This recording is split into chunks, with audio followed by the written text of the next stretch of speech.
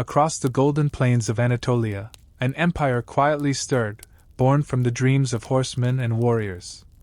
It grew between two seas, where the Black Sea whispers to the Mediterranean through the narrow Strait of Bosphorus. This land of rolling hills and fertile valleys, where ancient civilizations had risen and fallen for millennia, would become the cradle of one of history's most enduring powers. This was the land at the crossroads of three continents, Europe reaching its fingers toward Asia while Africa gazed northward across sapphire waters. In this crucible of civilizations, where trade routes converged and armies had marched since time immemorial, a small Turkish tribe forged a destiny that would echo through 6 centuries. They emerged at a moment when the old order was crumbling. The Byzantine Empire was weakening, the Mongol storm receding, and the medieval world was giving way to something new. They rose from humble beginnings on the Byzantine frontier, eventually raising gleaming domes over conquered Constantinople. From a collection of nomadic horsemen to masters of a sophisticated state, they adapted and absorbed the knowledge of those they conquered. Their banners stretched from the rocky shores of the Black Sea to the scorching sands of Arabia, and westward to the very gates of Vienna. In their wake followed merchants and scholars, poets and architects, each adding threads to the rich tapestry of empire. The Ottomans built their power not merely through conquest but through synthesis. They were heirs to Byzantine administration, Persian court culture, Arab religious scholarship, and the fierce martial traditions of the Central Asian steppes. In their hands, these disparate elements became something unique, neither fully Eastern nor Western, but a bridge between worlds. Their cities hummed with the languages of a dozen peoples. Their markets filled with goods from Venice to Samarkand. Their courts were adorned with calligraphy and geometric splendor. Here, sultans ruled as both sword and shadow, where East met West not just in battle but in the marketplace of ideas. Religions coexisted beneath the Ottoman crescent, Christians, Jews, and Muslims lived side by side in an arrangement imperfect yet remarkable for its age. Arts flourished in grand palaces where miniaturists painted with brushes of a single hair, and poets competed for the Sultan's favor. The whispers of history embedded themselves within ancient stones in the grand mosques, bustling bazaars, and marble baths that still stand today. Their story is one of stunning military victories and crushing defeats, of enlightened rulers and corrupt courtiers, of technological innovation and stubborn traditionalism. It is a tale of an empire that expanded rapidly in its youth, stabilized in its prime, and declined slowly in its old age, following the arc that seems common to all great powers. From the sword of Osman to the reforms of Ataturk, the Ottoman saga spans epochs and continents. This is the story of an empire that shaped our modern world, its borders, its conflicts, its cultures. An empire whose legacy lives on long after its flags have fallen. In the cuisine of the Balkans, the architecture of Istanbul, the politics of the Middle East, and the very map of our world, the Ottoman imprint remains. The story of the Ottoman Empire begins in the late 13th century when Anatolia, once the heartland of Byzantine power, had become a fractured landscape of competing principalities. The once mighty Seljuk Sultanate of Rum, which had dominated the region, was crumbling under internal pressures and the devastating aftermath of Mongol invasions. The Mongol Ilkhanate now held distant suzerainty over these lands, but their control was tenuous at best. In this power vacuum, opportunity beckoned for those bold enough to seize it. Along the northwestern frontier of this disintegrating Seljuk realm, where the mountains give way to fertile plains, the borderlands between Muslim and Christian worlds were controlled by Turkish tribal leaders known as beys. These frontier lords commanded bands of mounted warriors called ghazis, men who combined religious zeal with the practical aim of securing plunder and land. Among these frontier chieftains was a man named Ertugrul, leader of a small nomadic Turkish tribe that had fled westward from Central Asia ahead of the Mongol advance. For his loyal service to the Seljuk Sultan, Ertugrul had been granted control of lands around the town of Sagat, near Byzantine territory. Here, his people gradually transitioned from nomadic herders to settled farmers and frontier raiders. When Ertugrul died around 1281, leadership of this modest domain passed to his son Osman Bey. Osman was neither the richest nor the most powerful among the frontier lords. But he possessed qualities that would transform his small inheritance into the foundation of an empire. Charismatic and politically astute, he understood that success required more than mere military prowess. He built alliances through marriage, welcomed skilled refugees from Mongol-controlled territories, and incorporated Byzantine defectors into his growing state.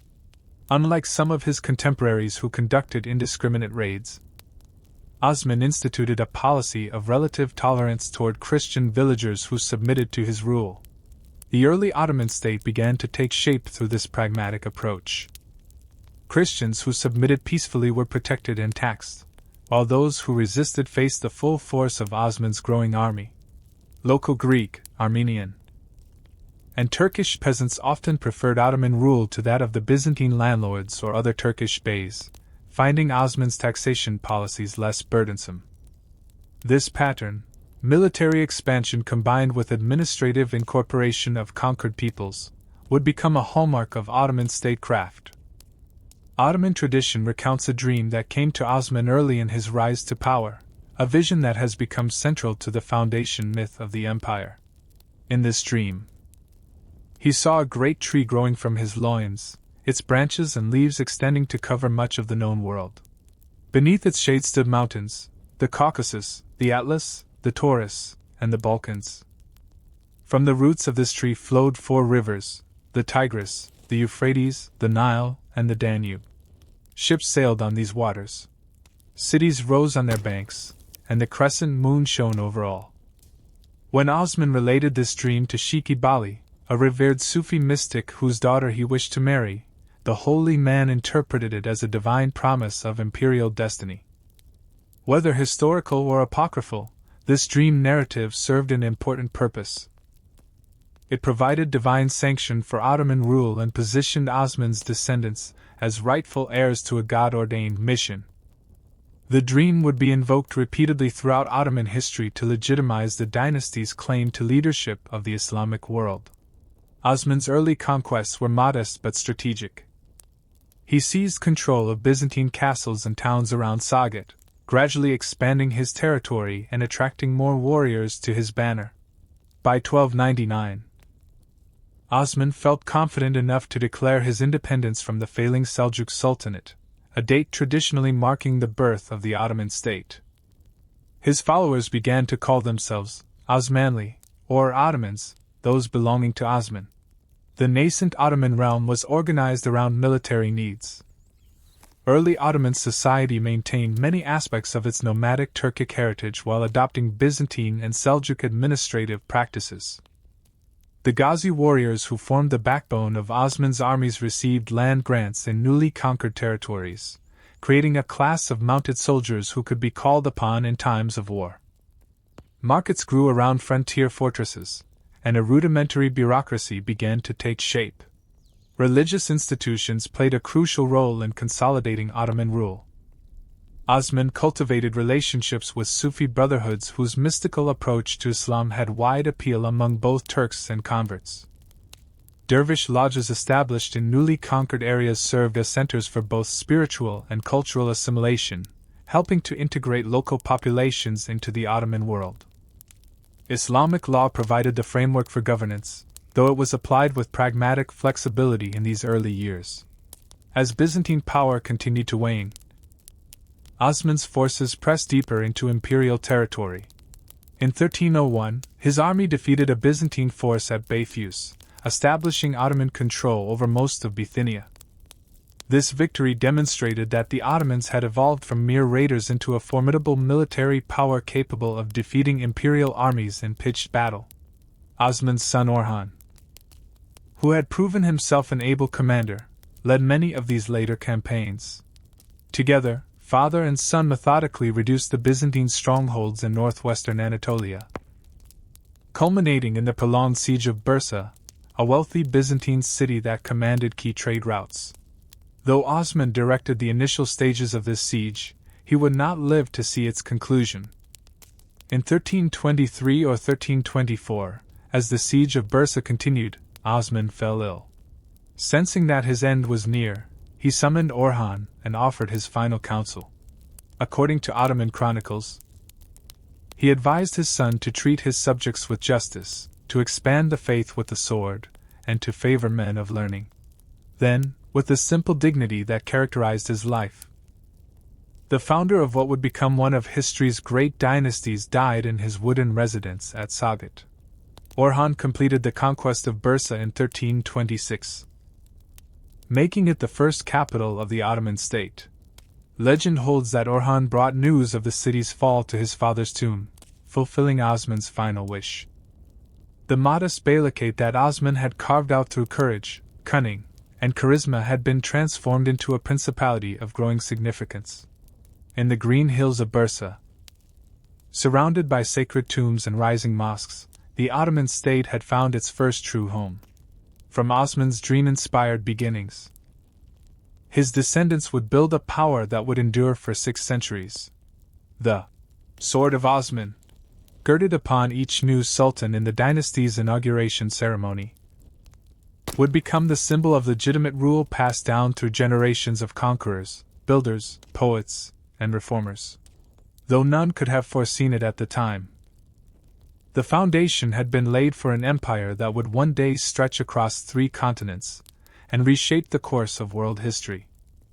As the green banner of the Ottomans fluttered over the minarets of Bursa, the dynasty that Osman had founded stood at a crossroads.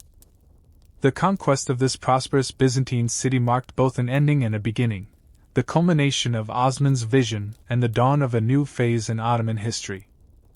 Under the leadership of his son Orhan, the modest principality would evolve from a frontier beylikate into a formidable state poised between 2 continents.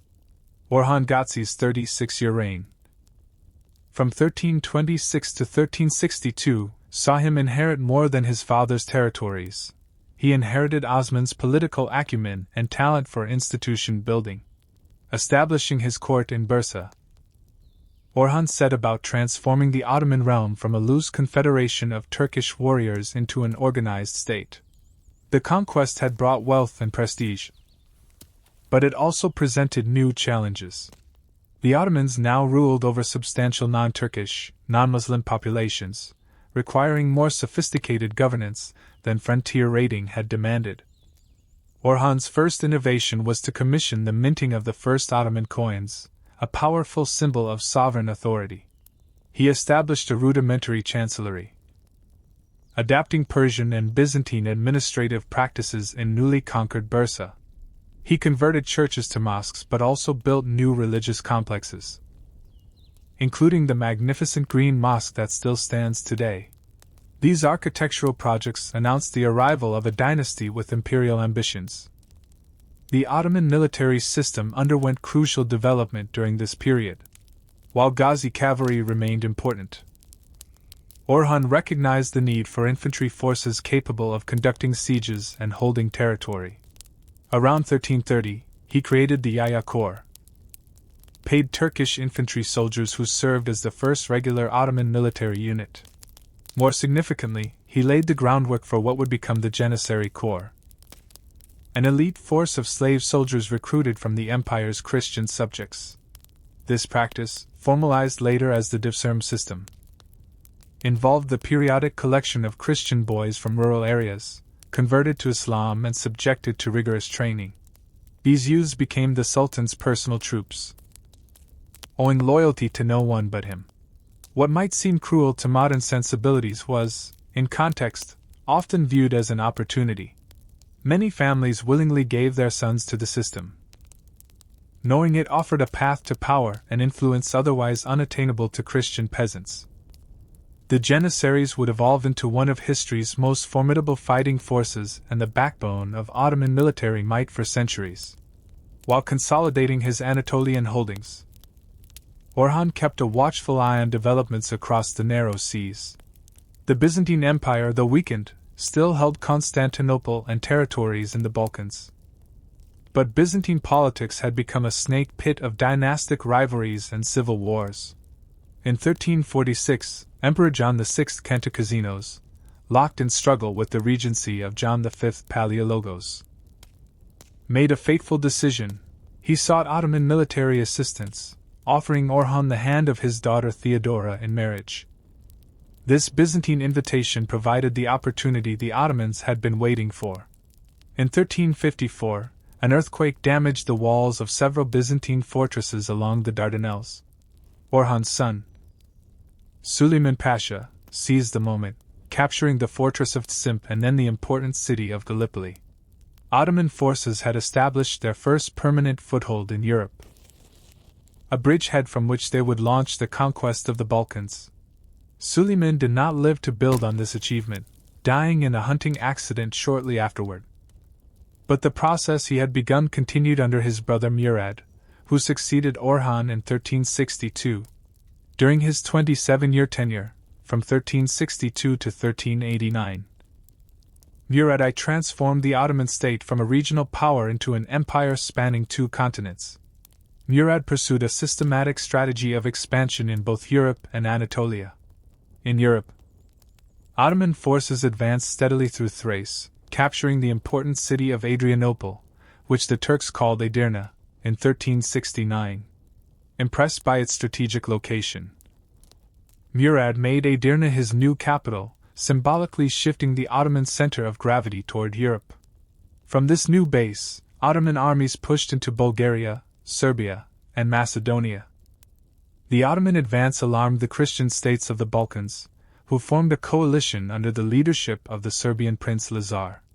On June 15, 1389, the two forces met at Kosovo Field, known locally as Kosovo Palj, in one of history's decisive battles. The details of this clash have been obscured by centuries of nationalist mythology, but we know that both Murad and Lazar perished. Murad was assassinated by a Serbian noble who had pretended to defect, and Lazar was executed after his capture. Though costly, Kosovo was an Ottoman victory that shattered organized resistance in the Balkans for decades. Murad's son Bayezid, who had commanded one wing of the Ottoman army, took charge on the battlefield, executing his brother to prevent any challenge to his succession, establishing a precedent of fratricide that would become Ottoman practice for preventing civil wars. For 13 tumultuous years, from 1389 to 1402, Bayezid I, nicknamed the Thunderbolt, Yildirim, for his lightning-quick military strikes, accelerated Ottoman expansion. In the Balkans, he reduced Serbia and Bulgaria to vassal states and pushed into Wallachia and Bosnia. When a crusading army led by King Sigismund of Hungary and filled with French and German knights marched to reclaim the Balkans for Christendom, Bayezid crushed them at the Battle of Nicopolis in 1396. Most of the captured knights were executed, earning Bayezid a fearsome reputation in Western Europe. In Anatolia, Bayezid departed from the cautious approach of his predecessors who had expanded gradually through alliances and targeted campaigns against Byzantine territories. Instead, he launched a systematic campaign to absorb the other Turkish beylicates, nearly doubling Ottoman territory. By 1390, the Ottomans controlled most of western and central Anatolia, bringing them into direct conflict with the rising power of Timur, or Tamerlane, in the east. Bayezid's rapid conquests were matched by significant internal development. He strengthened central authority, curtailing the power of frontier lords who had operated with relative autonomy. The Ottoman bureaucracy expanded, incorporating Persian administrative models. Islamic institutions were promoted, with new madrasas established across Ottoman territories. Bayezid also began developing a naval presence, recognizing that control of the seas would be essential for an empire straddling multiple coastlines. However, Bayezid's ambitions exceeded even his considerable military skills. While besieging Constantinople, a goal that had eluded his predecessors, he received word that Timur's vast army was advancing into Anatolia. The Central Asian conqueror, who claimed descent from Genghis Khan and had already carved out an empire stretching from India to the Mediterranean, had been provoked by Bayezid's aggression toward his Turkish vassals. The two empires collided at Ankara on July 20, 1402. Despite commanding a formidable force, Bayezid found himself outmatched by Timur's superior numbers and tactics. When Turkish contingents in Bayezid's army defected to Timur, resentful of Ottoman centralization policies, the battle turned into a rout. Bayezid himself was captured and, according to legend, was kept in a cage at Timur's court until his death the following year. The Battle of Ankara nearly destroyed the Ottoman state. Timur reinstated the Turkish beylicates Bayezid had conquered, divided Ottoman Anatolia among Bayezid's sons, and established his own candidate as ruler in the European territories. After Timur's departure, the Ottoman realm descended into civil war, with Bayezid's sons fighting for supremacy. This period, known as the Interregnum or Fetret Devri, lasting from 1402 to 1413, threatened to undo a century of Ottoman state-building. Mehmed I, one of Bayezid's sons, eventually emerged victorious from this fratricidal struggle. With patience and political skill, he reasserted Ottoman control over both the Anatolian and European territories. Though he was forced to accept the independence of some beylicates and the suzerainty of Timur's successor over parts of Anatolia, by his death in 1421, Mehmed had stabilized the Ottoman state and laid the groundwork for renewed expansion. His son, Murad II, inherited a recovered but still vulnerable empire.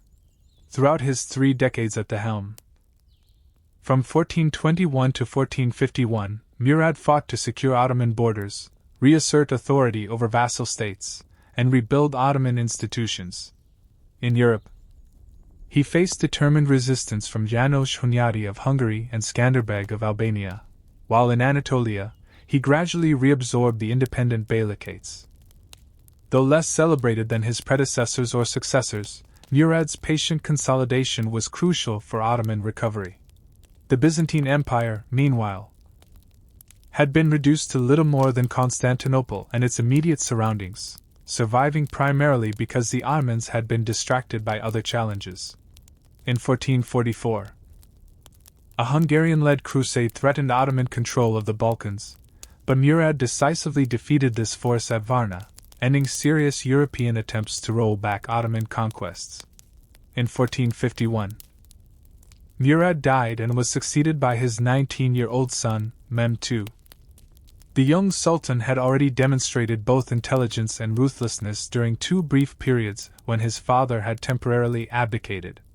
Now in full power, Mehmed turned his attention to the prize that had eluded his ancestors, Constantinople, which Turks called the Red Apple.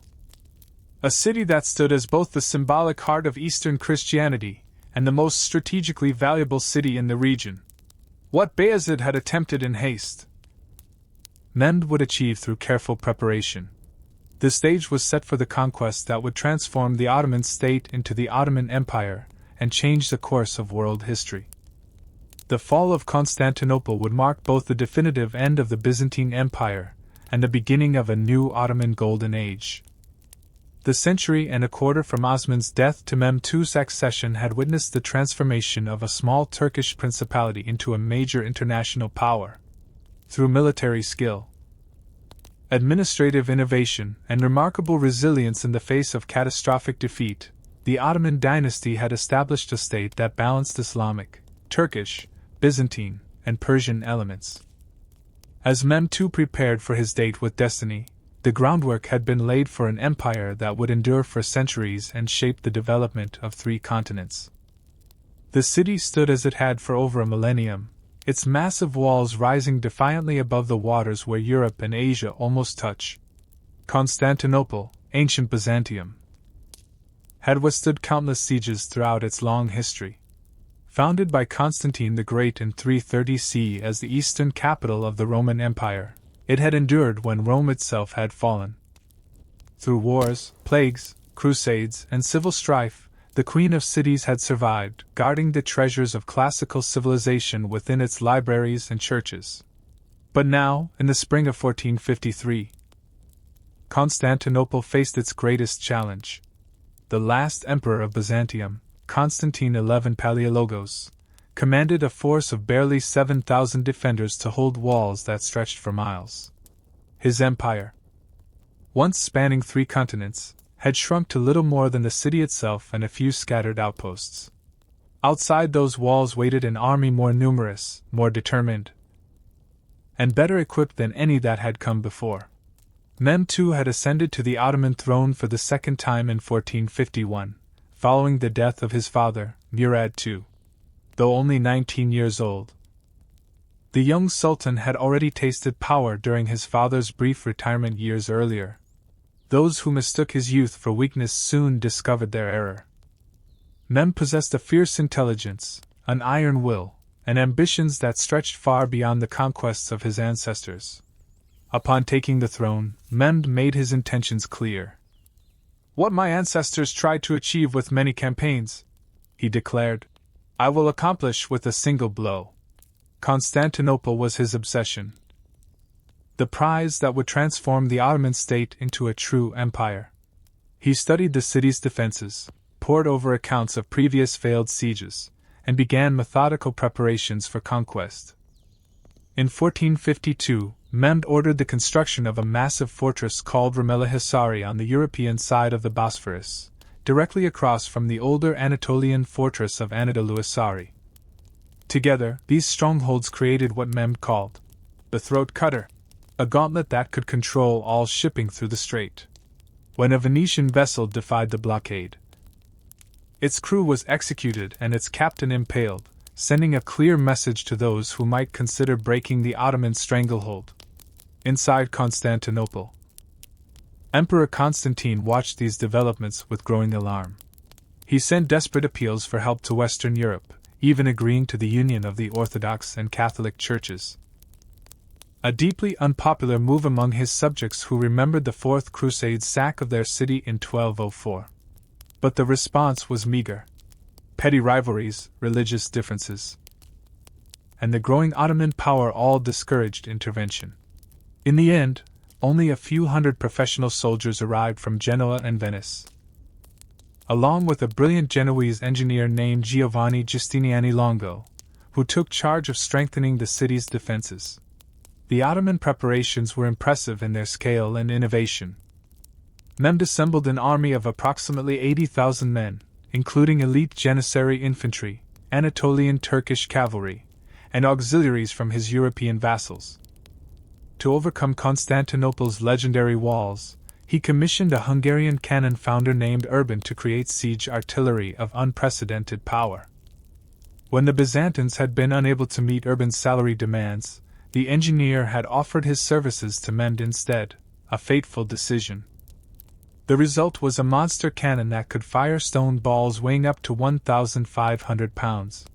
So large it required 60 oxen to move it, and so powerful its blast could be heard for miles.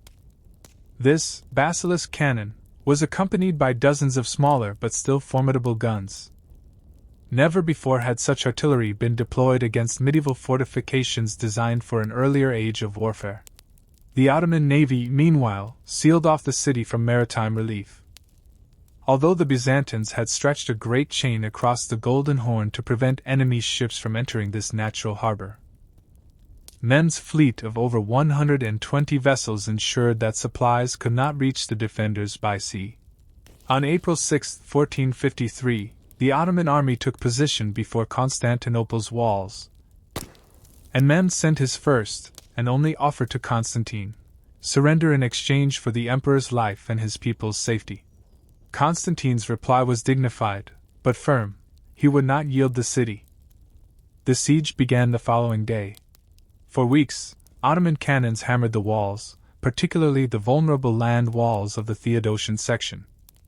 Byzantine engineers worked desperately each night to repair the damage, filling breaches with stones, wood, barrels, and even earth mixed with fabric. Several Ottoman attempts to storm these weakened sections were repulsed with heavy losses as the defenders fought with the courage of desperation. Mehmed, facing unexpectedly stubborn resistance, knew he needed to break the harbor chain to complete his encirclement of the city.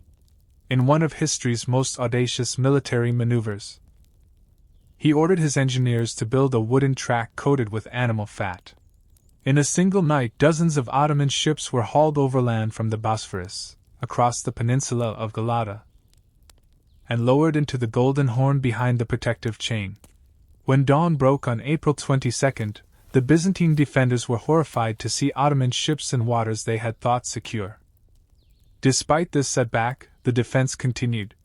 A daring night attack by the Byzantines to burn the Ottoman ships in the Golden Horn failed, resulting in the capture and execution of the brave sailors who had attempted it. Ottoman assaults on the walls were repeatedly repelled, though at a cost of irreplaceable defenders. Both sides recognized that time favored the attackers. The Byzantines were running short of men, food, and hope. By late May, the walls had been significantly weakened by constant bombardment. Mehmed called a council of war and announced his intention to launch a final all-out assault. Before the attack, he addressed his troops, promising them the traditional 3 days of unrestricted plunder that Islamic military law permitted after a conquest. To further motivate his men, he arranged his forces to ensure competition among different units, promising special rewards to those who would be first to enter the city.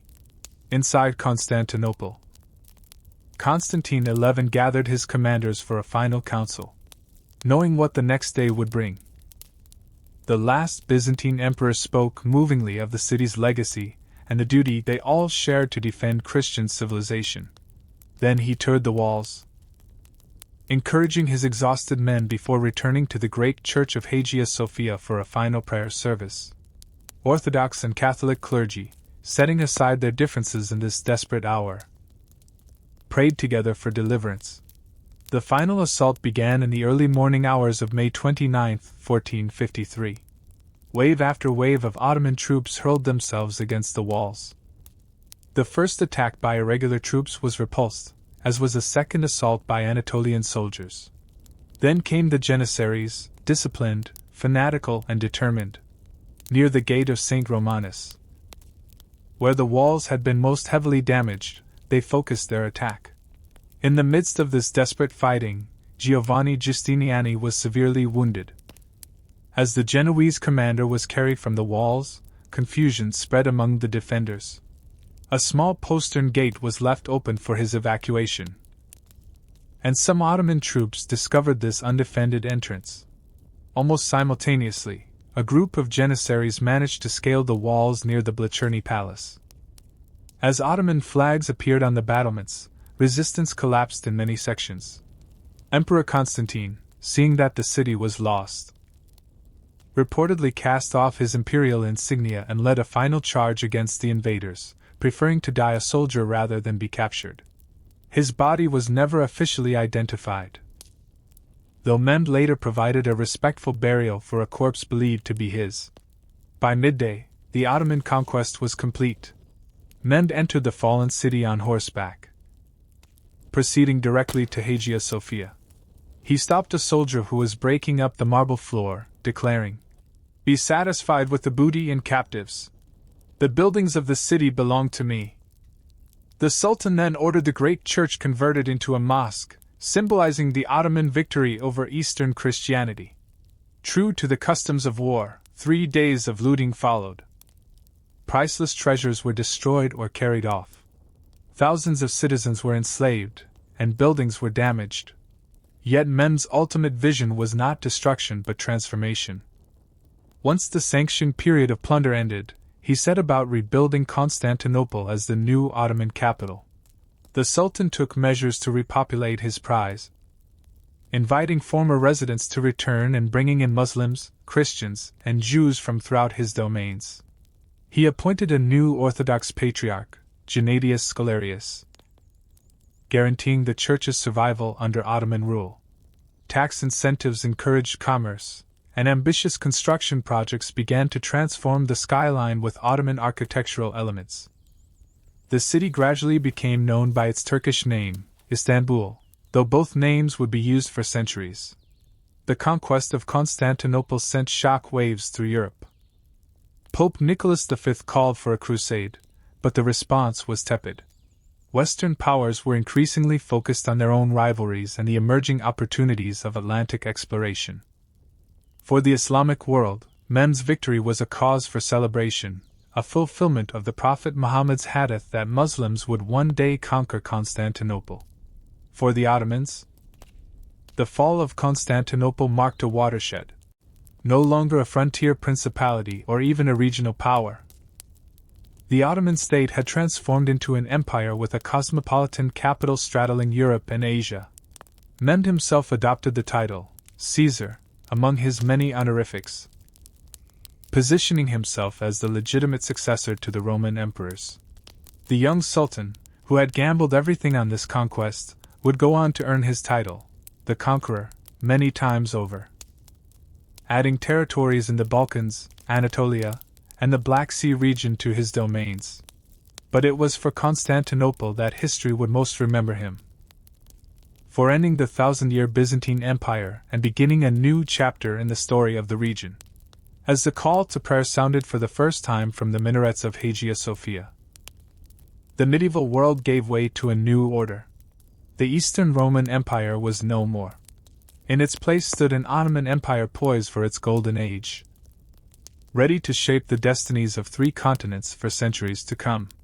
In the decades following the conquest of Constantinople, the Ottoman Empire entered an era that historians would later call its Golden Age. From the mid-15th century through the 16th century, a series of exceptional sultans expanded Ottoman territories, developed sophisticated institutions of governance, and fostered a flowering of culture and the arts. During this remarkable period, the empire reached the zenith of its power and prosperity, standing as one of the world's most formidable states. Mehmed II, flush with his triumph at Constantinople, continued his campaigns of conquest until his death in 1481. He subdued the remaining Byzantine outposts in the Black Sea region, conquered Serbia, and pushed deep into Greece and Albania. When the Venetians challenged Ottoman naval power, he built a fleet that wrested much of the Aegean from their control. In Anatolia, he finally eliminated the independent Turkish beylicates, creating a unified Turkish state for the first time since the Seljuk era. By the time of his death, Mehmed had more than doubled Ottoman territories. The conqueror's contributions extended beyond military expansion. He reorganized the Ottoman state along more centralized lines, curbing the power of frontier lords and old Turkish families. He created a sophisticated administrative system drawing on Byzantine, Islamic, and Turkish traditions. His law code, the Kanun, systematized Ottoman governance, establishing clear hierarchies and regulations that would guide the empire for generations. Mehmed also proved himself a patron of arts and learning. He rebuilt Constantinople as a magnificent capital, constructing the vast Topkapi Palace complex as the new center of Ottoman power. He established libraries, religious schools, hospitals, and other public institutions.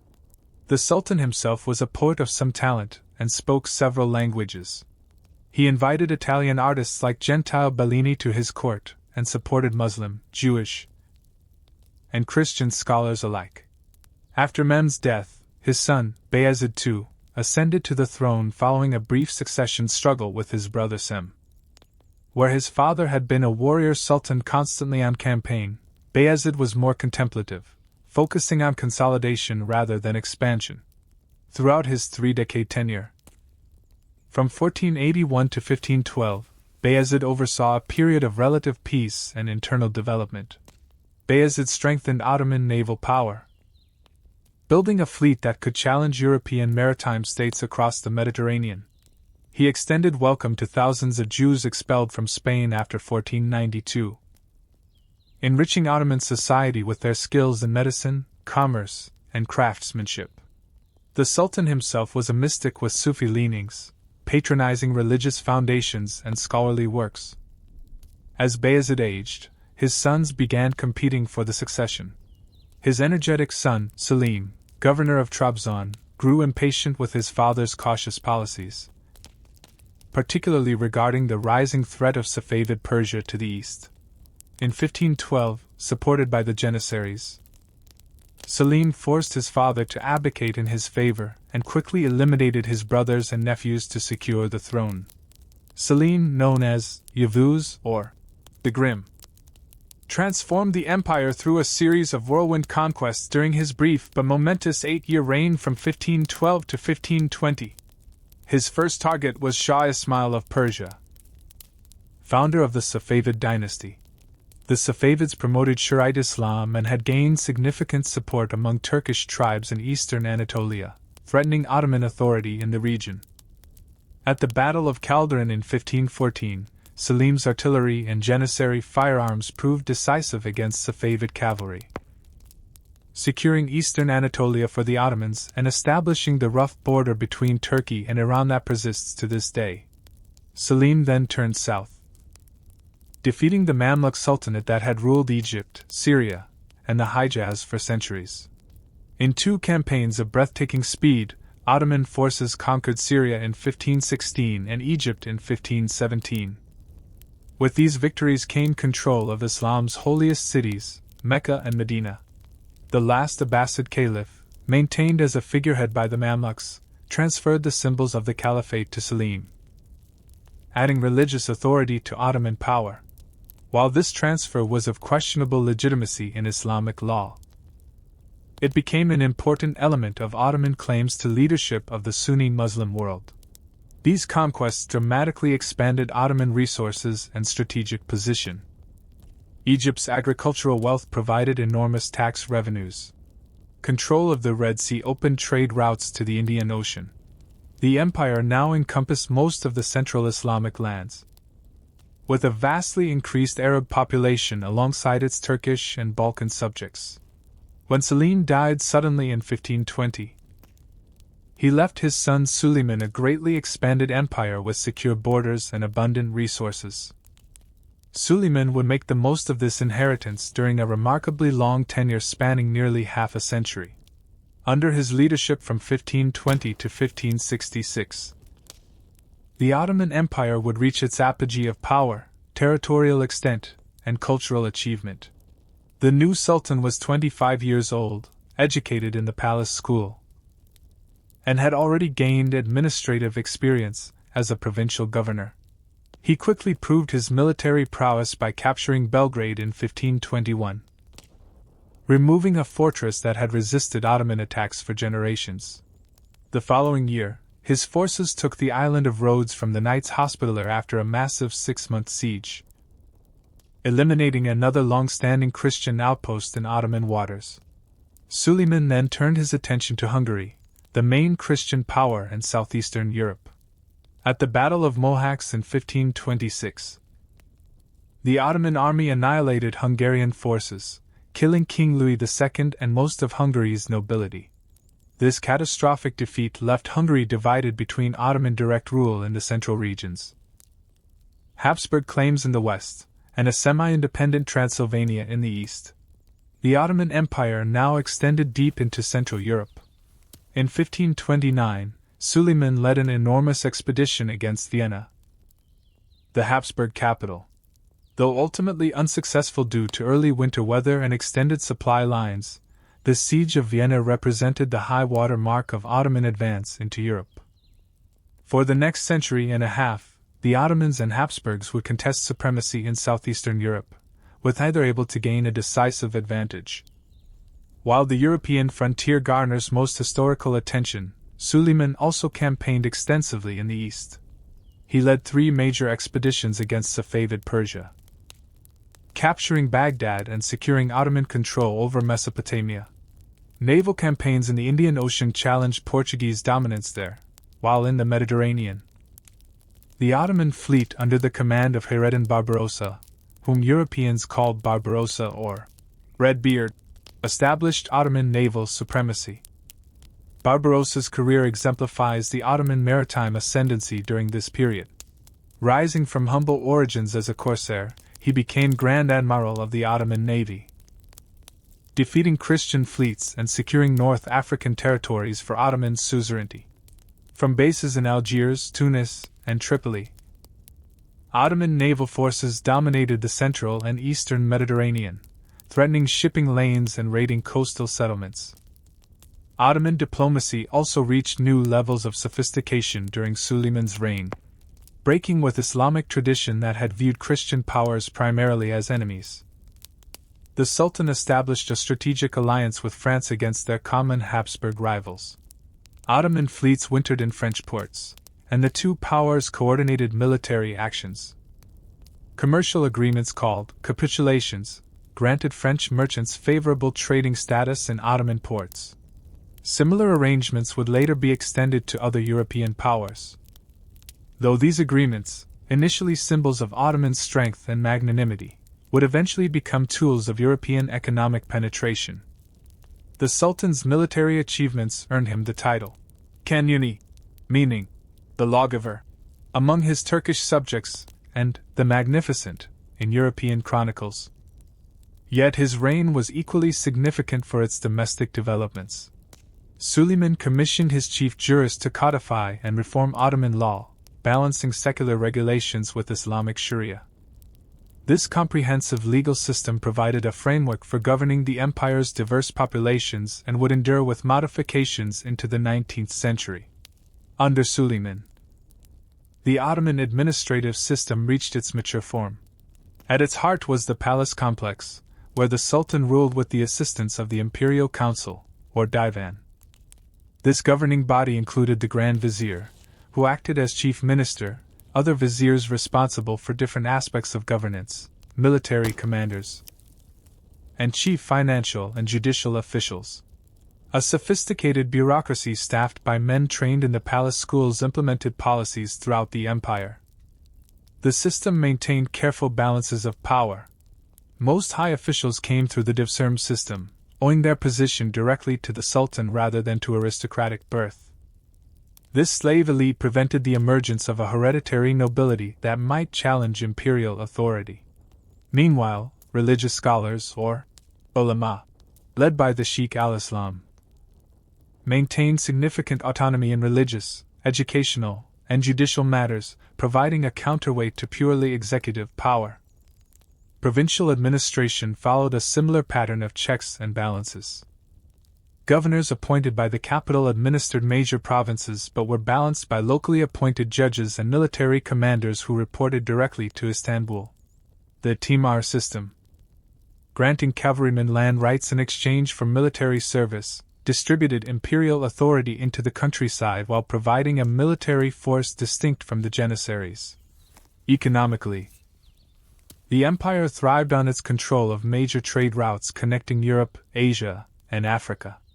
Ottoman territories encompassed ancient artisanal centers, producing textiles, ceramics, metalwork, and luxury goods. Imperial workshops in Istanbul produced goods of exceptional quality for the court. Guild organizations regulated urban production, maintaining standards and controlling competition. State price controls aimed to ensure urban populations could afford essential goods, preventing unrest in strategically important cities. Agriculture provided the economic foundation, generating tax revenues and feeding growing urban populations. Most farmers were free peasants rather than serfs, though they were bound to their lands for tax purposes. The empire maintained grain reserves to prevent famine and stabilize prices. Long-distance trade flourished, with merchants from diverse backgrounds, Turks, Arabs, Greeks, Armenians, Jews, creating commercial networks spanning the empire and beyond. This economic prosperity supported remarkable cultural and architectural achievements. No figure better represents Ottoman artistic heights than Mimar Sinan, Süleyman's chief architect. Born a Christian in Anatolia and recruited through the divserm, Sinan converted to Islam and rose through military engineering ranks before turning his genius to architecture. During a career spanning 50 years, he designed hundreds of structures, mosques, bridges, palaces, baths, and caravanserais throughout the empire. His masterpieces include the Said Saad Mosque, built to commemorate Süleyman's favorite son, the Süleymani complex, the Sultan's Imperial Mosque in Istanbul, and the Selimai Mosque in Edirne, completed when Sinan was in his 80s. These structures synthesized Byzantine spatial concepts, particularly the large central dome, with Islamic architectural traditions and Ottoman innovations. The resulting style was both distinctively Ottoman and universally impressive in its engineering sophistication and aesthetic harmony. Literature flourished equally under imperial patronage.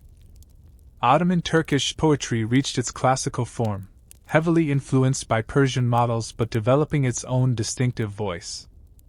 The court supported historians who documented the empire's achievements, scientists who advanced astronomical and mathematical knowledge, and religious scholars who produced sophisticated theological and legal works.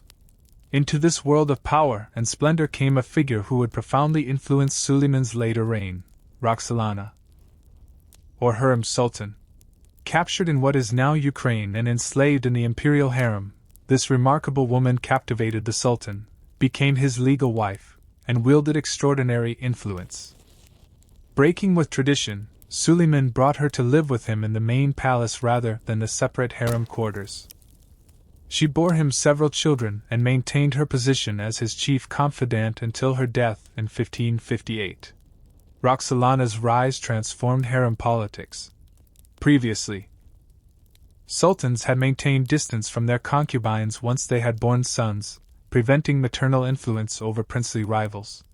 Roxolana changed this dynamic, remaining close to both Suleiman and her sons. She built charitable foundations, corresponded with foreign rulers, and influenced appointments and policy decisions. While some historians have portrayed her as manipulative, evidence suggests a genuine partnership with Suleiman and shared concern for imperial stability. The final decade of Suleiman's reign was marked by succession struggles among his sons. His eldest and most promising son, Mustafa, fell victim to court intrigues, possibly involving Roxolana's desire to advance her own son's interests. The Sultan ordered Mustafa's execution in 1553 during a campaign against Persia, a decision that shocked contemporaries and some argue marked the beginning of imperial decline. When Roxolana died in 1558, Suleiman was inconsolable. His remaining sons Selim and Bayezid soon turned against each other in open conflict. After Bayezid's defeat and execution, the less capable Selim remained as sole heir.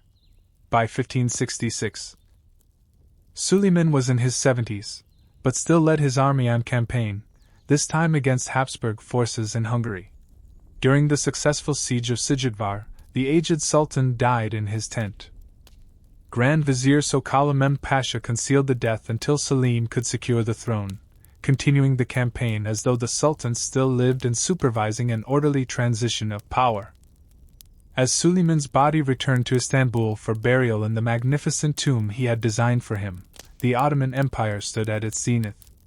Its territory stretched from Algeria to the Persian Gulf, from Crimea to Yemen. Its armies were the most formidable in the Mediterranean world, its bureaucracy the most sophisticated, its cities among the most splendid. The system that Suleiman had perfected seemed designed for permanence. Yet within this golden age lay seeds of future challenges. The practice of royal fratricide, taken to new extremes in the execution of Mustafa, would eventually be replaced by a system of princely confinement that produced sultans unprepared for rule. The Timur cavalry system was already losing military relevance compared to the Janissary infantry with firearms. Ottoman technological innovation was slowing relative to European developments, and the vast wealth flowing into the empire contributed to inflation and economic distortions that would eventually strain the administrative system. None of these problems was apparent as Selim II succeeded his father. The Ottoman Empire had reached heights few political entities in history have achieved, integrating diverse peoples and regions into a functioning imperial system that delivered security, prosperity, and cultural achievement to millions.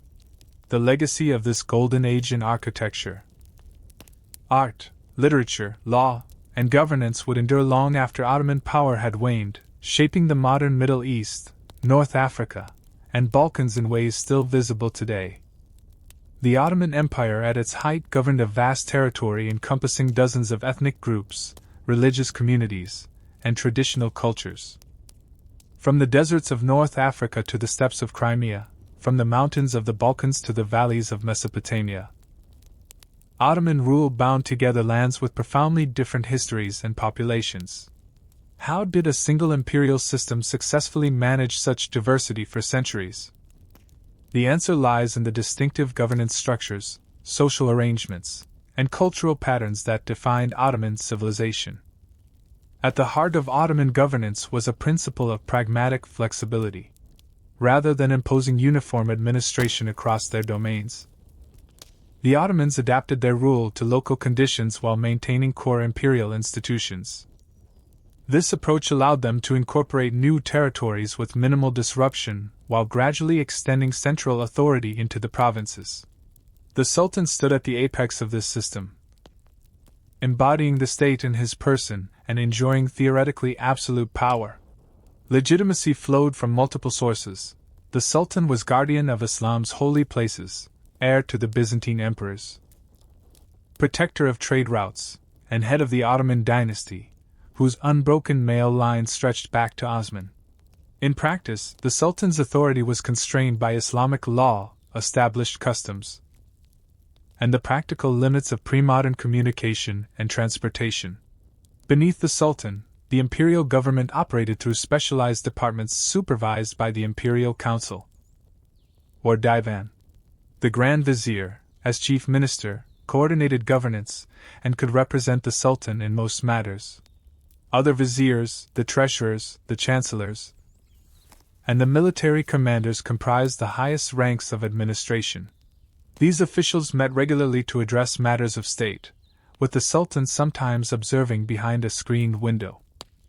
Most high officials came through the dissolution system, the periodic levy of Christian boys from rural areas in the Balkans and Anatolia, converted to Islam and educated in palace schools.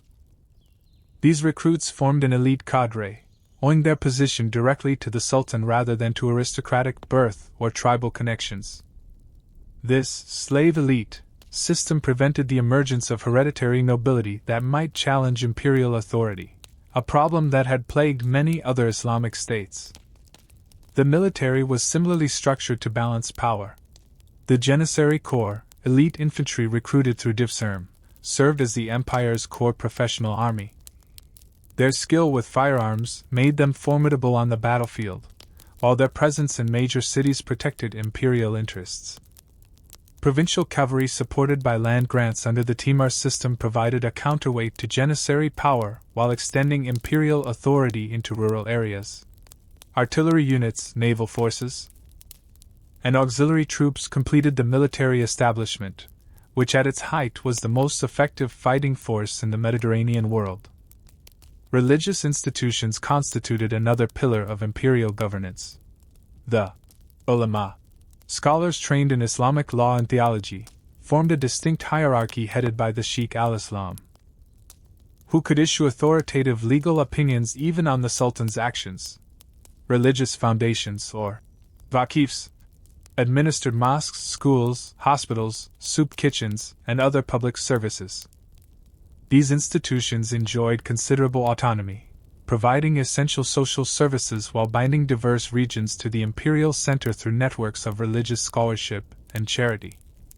Perhaps most distinctive was the Ottoman approach to managing religious diversity through the millet system, rather than forcing uniformity.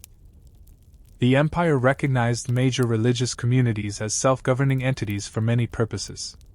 Each millet, organized under its religious leadership, handled matters of personal status like marriage, divorce, and inheritance according to its own religious law.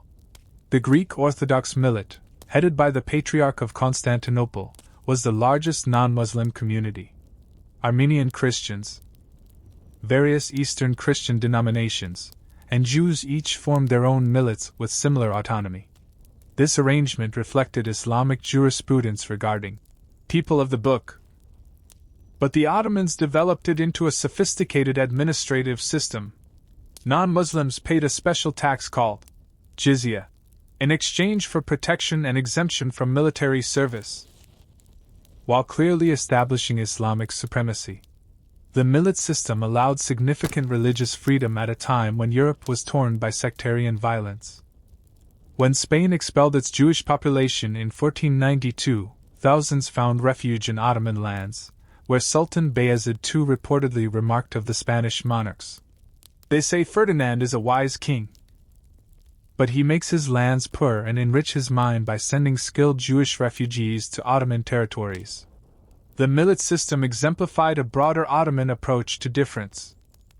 While maintaining clear hierarchies, with Muslims above non-Muslims, Turkish above non-Turkish, and men above women, the empire created space for diversity to thrive. The Ottoman elite prided themselves on managing a complex multicultural realm more effectively than their European rivals. A 16th century Ottoman official described the empire as a garden of many flowers, each contributing to the whole while maintaining its distinctiveness. Economically, the Ottoman Empire linked diverse production zones into an integrated imperial market while connecting to global trade networks. The empire controlled key commercial routes between Europe and Asia. Particularly after the conquest of Egypt and Syria secured the eastern Mediterranean and Red Sea. Ottoman territories encompassed major production centers for textiles, ceramics, metalwork, and agricultural goods. State intervention in the economy aimed primarily at ensuring urban food supplies, maintaining quality standards for exports, and preventing any single group from dominating essential trades.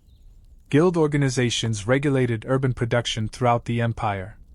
These professional associations set standards, controlled entry to trades, provided social services for members, and served as intermediaries between craftsmen and the state.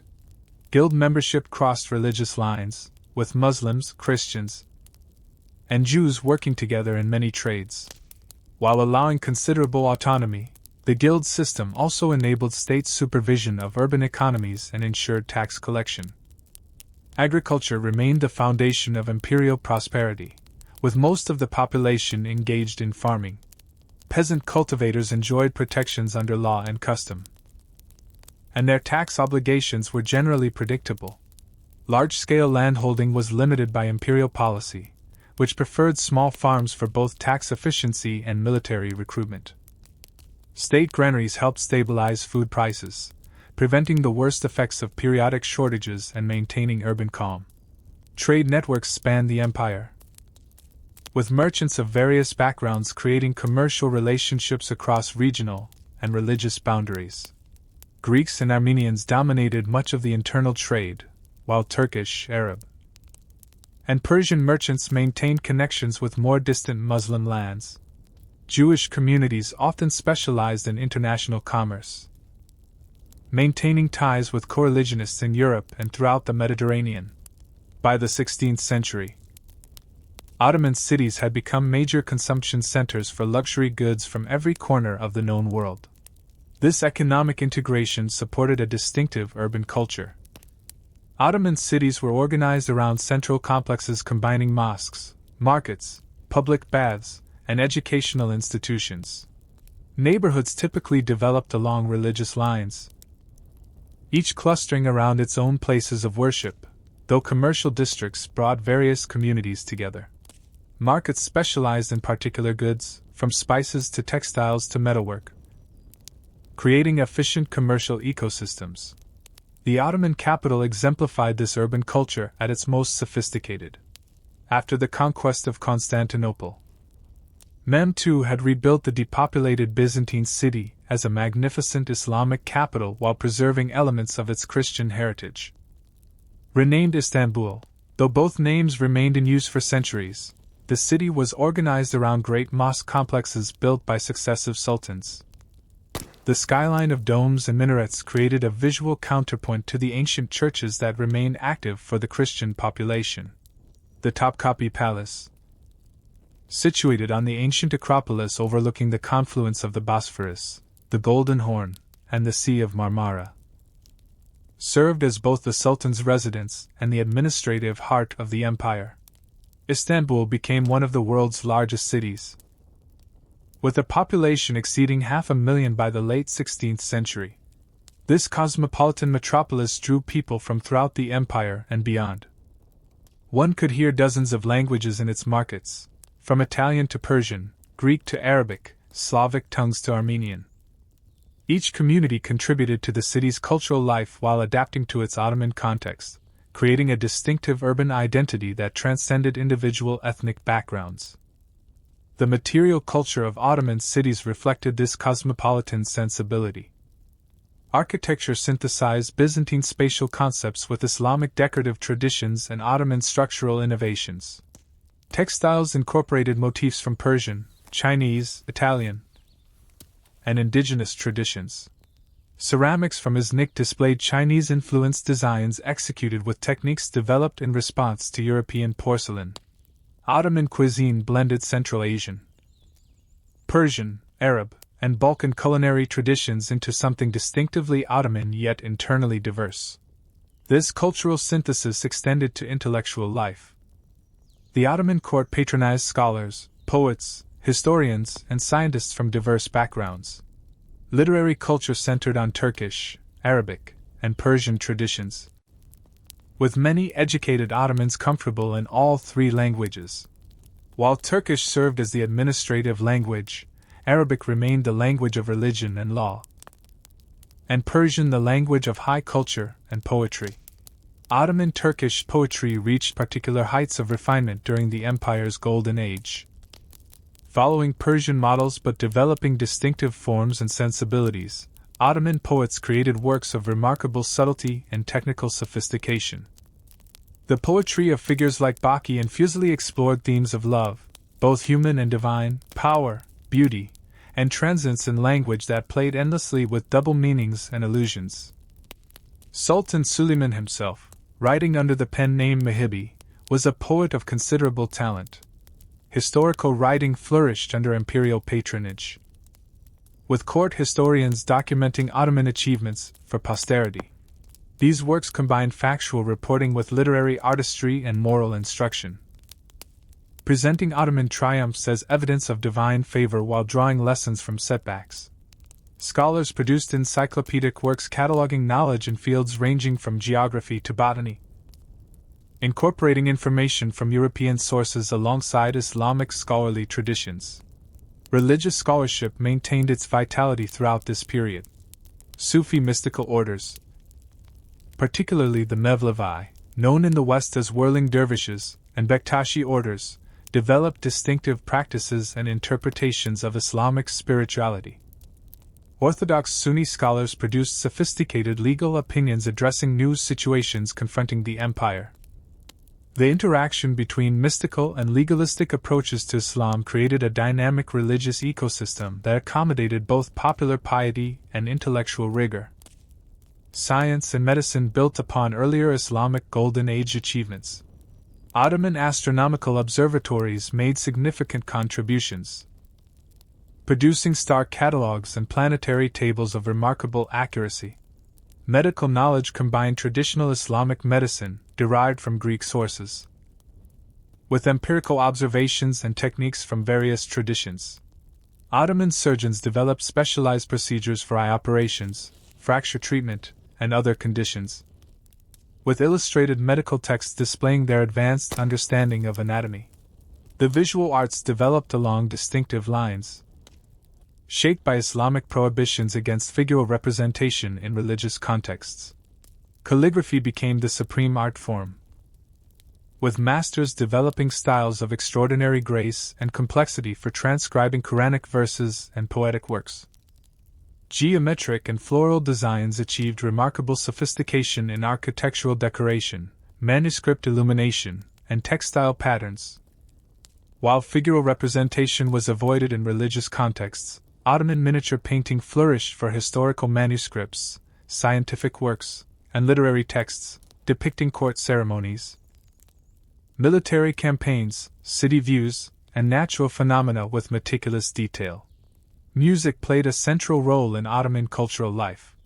From military bands to Sufi ceremonies, court entertainment to popular festivities, a sophisticated system of musical modes, or makams, developed capable of expressing subtle emotional states and incorporating influences from Arab, Persian, Byzantine, and Turkish traditions.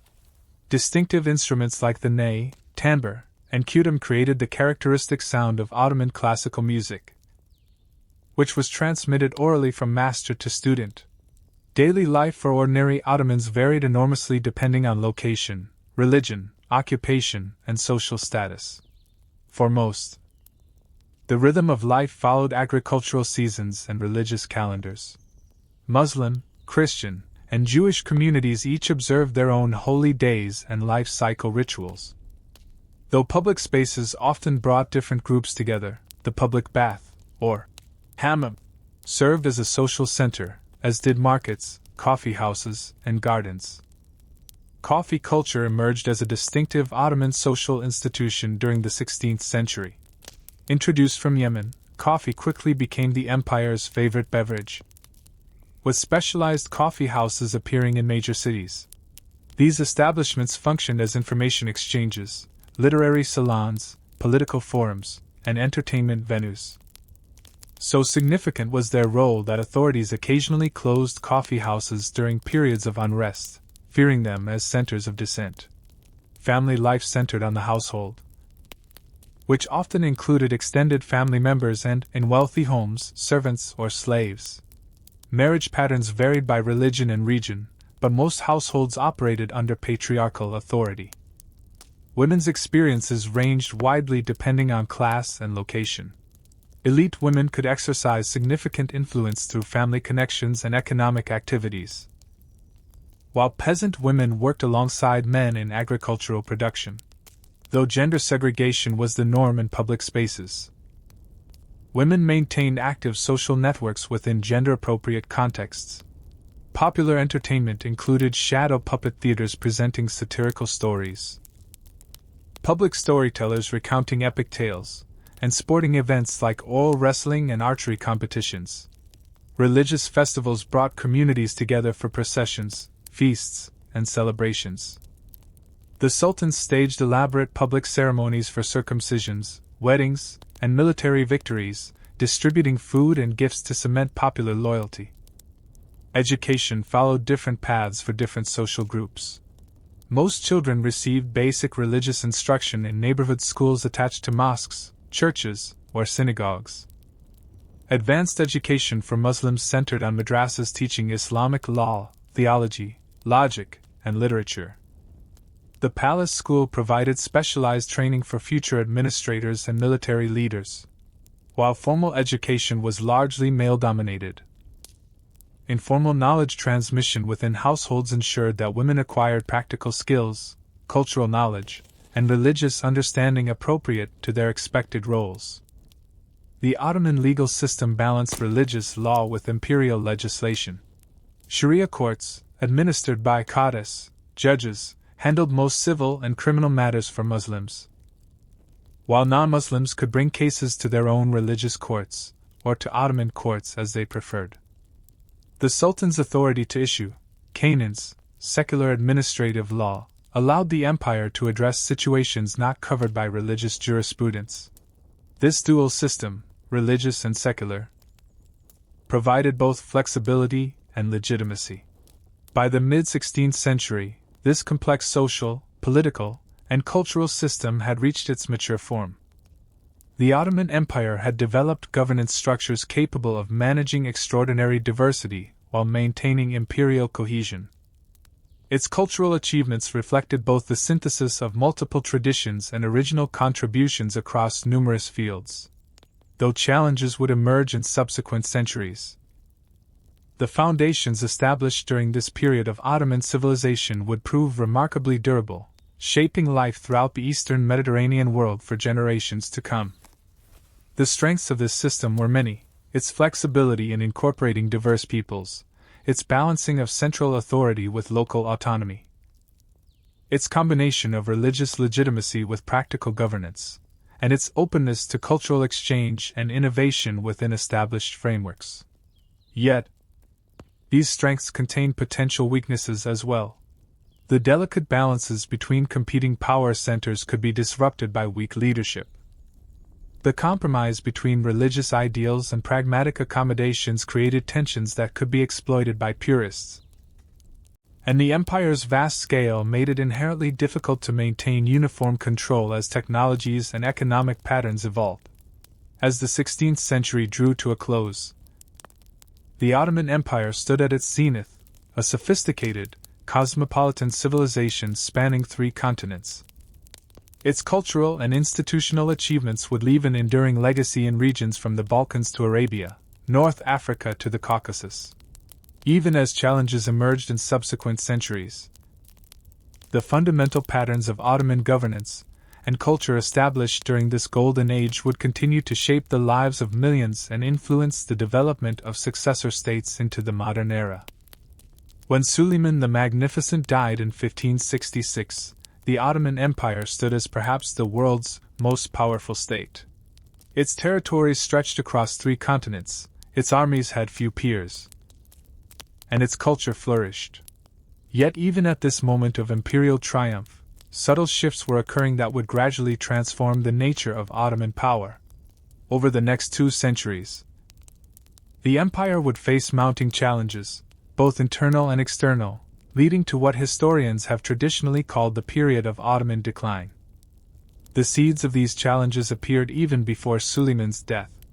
His son and successor Selim II lacked his father's commanding presence and military experience. Known as Selim, the Sot, due to his fondness for wine, he preferred pleasure to governance, delegating most affairs of state to his capable Grand Vizier, Süleyman Pasha. While Süleyman maintained the empire's strength, this pattern of sultanic disengagement would become increasingly common in subsequent generations. The Ottoman succession system had always been fraught with danger. Earlier sultans had practiced fratricide, eliminating their brothers upon taking the throne to prevent civil war. Following Selim II's relatively peaceful accession, this brutal practice gave way to a new approach, confining princes to the palace rather than sending them to provincial governorships. While this reduced fratricidal violence, it created a new problem: future sultans, raised in the sequestered luxury of the harem rather than trained in administration and warfare, often proved ill-prepared for rule when their turn came. This change coincided with increasing influence of what Europeans called the Sultanate of Women, the political power exercised by imperial mothers, wives, and concubines.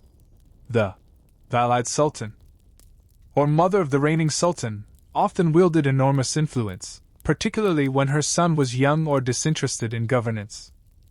Figures like Kozum Sultan and Turhan Hadisi Sultan effectively ruled the empire during periods of the 17th century, building alliances with janissary leaders and high officials to maintain their authority. While some of these women proved capable rulers, their power struggles contributed to instability in imperial governance. Meanwhile, the Ottoman military system faced its own transformations. The Timur cavalry, once the backbone of Ottoman expansion, became increasingly obsolete as firearms dominated the battlefield. The Janissary Corps, originally an elite force of slave soldiers completely loyal to the Sultan, evolved into a hereditary military caste with their own economic interests and political agenda. Recruitment increasingly came from free Muslim families rather than through the Divserm levy, changing the Corps' character and loyalties. Technological stagnation compounded these military challenges. Where the Ottomans had once led innovations in artillery and fortress design, they now fell behind European powers undergoing their own military revolution. Ottoman firearms production and tactics failed to keep pace with Western developments. The once formidable Ottoman navy, which had dominated the Mediterranean under Barbarossa, lost its technological edge and organizational efficiency. These military weaknesses became apparent in a series of costly wars. The Long Turkish War, with the Habsburgs between 1593 and 1606, ended in stalemate rather than Ottoman victory. A disastrous war with Persia resulted in territorial losses. Most symbolically, the naval battle of Lepanto in 1571, though strategically indecisive, had demonstrated that Ottoman fleets could be defeated by Christian powers, a psychological blow to Ottoman prestige.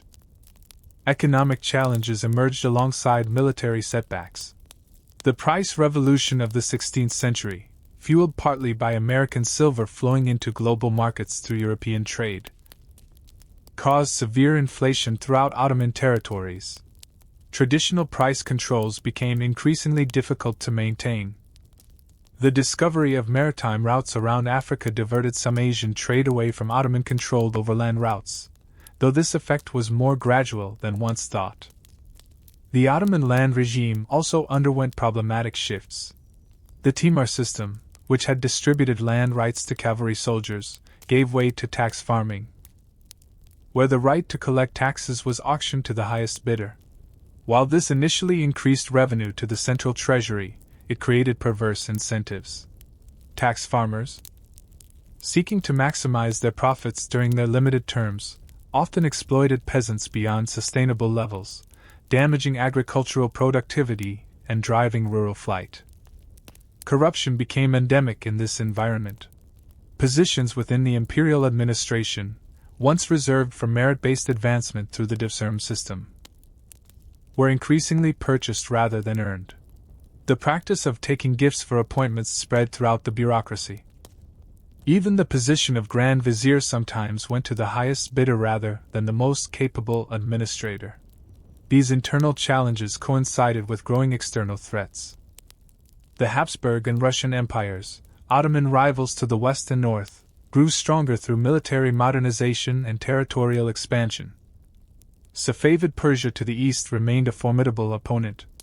European commercial penetration of Ottoman markets intensified, with merchants operating under the protection of capitulation agreements that increasingly favored foreign interests over domestic producers. Yet despite these mounting pressures, the Ottoman Empire demonstrated remarkable resilience. Periods of crisis alternated with episodes of revival and reform under the guidance of capable Grand Viziers from the Kopperle family in the latter half of the 17th century. Imperial administration was temporarily restored to effectiveness. Ahmed Kopperle led Ottoman forces in the conquest of Crete, culminating a decades-long struggle with Venice for control of the Mediterranean island. The empire's territorial reach actually continued to expand in some regions. Even during this period of supposed decline, the Ottoman frontier pushed deeper into Ukraine and Polish-Lithuanian Commonwealth, with vassal states like the Crimean Khanate extending imperial influence to the northern Black Sea shores. In 1683, Ottoman forces under Grand Vizier Kara Mustafa Pasha mounted a massive expedition against Vienna, nearly capturing the Habsburg capital before being repulsed by a coalition of European powers. This failed siege marked a turning point, however. The counteroffensive launched by the Holy League of Austria, Poland, Venice, and Russia inflicted a series of devastating defeats on Ottoman armies. The Treaty of Karlowitz in 1699, ending the Great Turkish War, represented the first major territorial losses for the empire. Hungary and Transylvania passed to Habsburg control, while Venice gained territories in Greece, and Poland and Russia secured lands in Ukraine and the northern Black Sea region. These defeats shocked Ottoman elites into recognition that traditional methods were no longer sufficient. The early 18th century saw the first systematic attempts at military and administrative reform, inspired partly by European models. During the Tulip era, under Sultan Ahmed III and his Grand Vizier Nevzahirli Damad Ibrahim Pasha, the empire opened its first printing press, publishing in Turkish, established new military training programs, and sent the first Ottoman ambassadors to European capitals to study Western techniques. These early reform efforts produced mixed results. Conservative reactions, particularly from religious scholars and Janissary Corps members whose privileges were threatened, often reversed innovations. The Janissary Rebellion of 1730, for instance, overthrew Ahmed III and ended the Tulip-era reforms. This pattern of reform attempts followed by conservative backlash would characterize much of the 18th century, creating a halting, inconsistent modernization process. The geopolitical environment grew increasingly challenging. Russian power expanded dramatically under Catherine the Great, bringing direct pressure on Ottoman territories around the Black Sea. The disastrous Russo-Turkish War of 1768 to 1774 ended with the Treaty of Kukuk-Kaynarka, which granted Russia access to the Black Sea, conceded territory in Crimea, and allowed Russian ships passage through the Bosphorus and Dardanelles. Most ominously, the treaty gave Russia the right to protect Orthodox Christians in Ottoman lands, providing a pretext for future interventions. Equally threatening was the rise of nationalist sentiment among the empire's subject peoples, particularly in the Balkans. Greek, Serbian, and Bulgarian cultural revivals, influenced by Enlightenment ideas filtering in from Europe, increasingly challenged Ottoman authority. The French Revolution further spread concepts of nationalism and popular sovereignty that undermined traditional imperial legitimacy, based on dynastic and religious authority. Sultan Selim III, who reigned from 1789 to 1807, recognized these mounting threats and initiated the most ambitious reform program yet. His new order aimed to create a modern military force trained and equipped along European lines, overhaul the tax system, and reform provincial administration. While making some progress, Selim ultimately faced a conservative coalition of janissaries, religious scholars, and traditional elites who saw his reforms as threatening their privileges and Islamic traditions. In 1807, a janissary revolt deposed Selim and nearly ended the reform movement entirely. The most dramatic challenge to central Ottoman authority came from regional warlords who exploited imperial weakness to create semi-independent fiefdoms. In Egypt, an Albanian officer named Muhammad Ali Pasha seized power following the French occupation under Napoleon. Though nominally acknowledging the Sultan's authority, Muhammad Ali built a modern army and navy, developed Egypt's economy, and eventually threatened the Ottoman heartland itself. Similar powerful governors emerged in other provinces, from Ali Pasha of Ioannina in Greece to Ahmad al-Jazir in Palestine. By the early 19th century, the Ottoman Empire faced existential threats on multiple fronts. Military defeats continued to erode imperial territory and prestige. The Greek War of Independence, beginning in 1821, gained support from European powers sympathetic to the Greek cause and hostile to Ottoman authority. Russian forces repeatedly defeated Ottoman armies, advancing to within striking distance of Istanbul in 1829. Muhammad Ali's Egyptian forces occupied Syria and threatened Anatolia itself in the 1830s.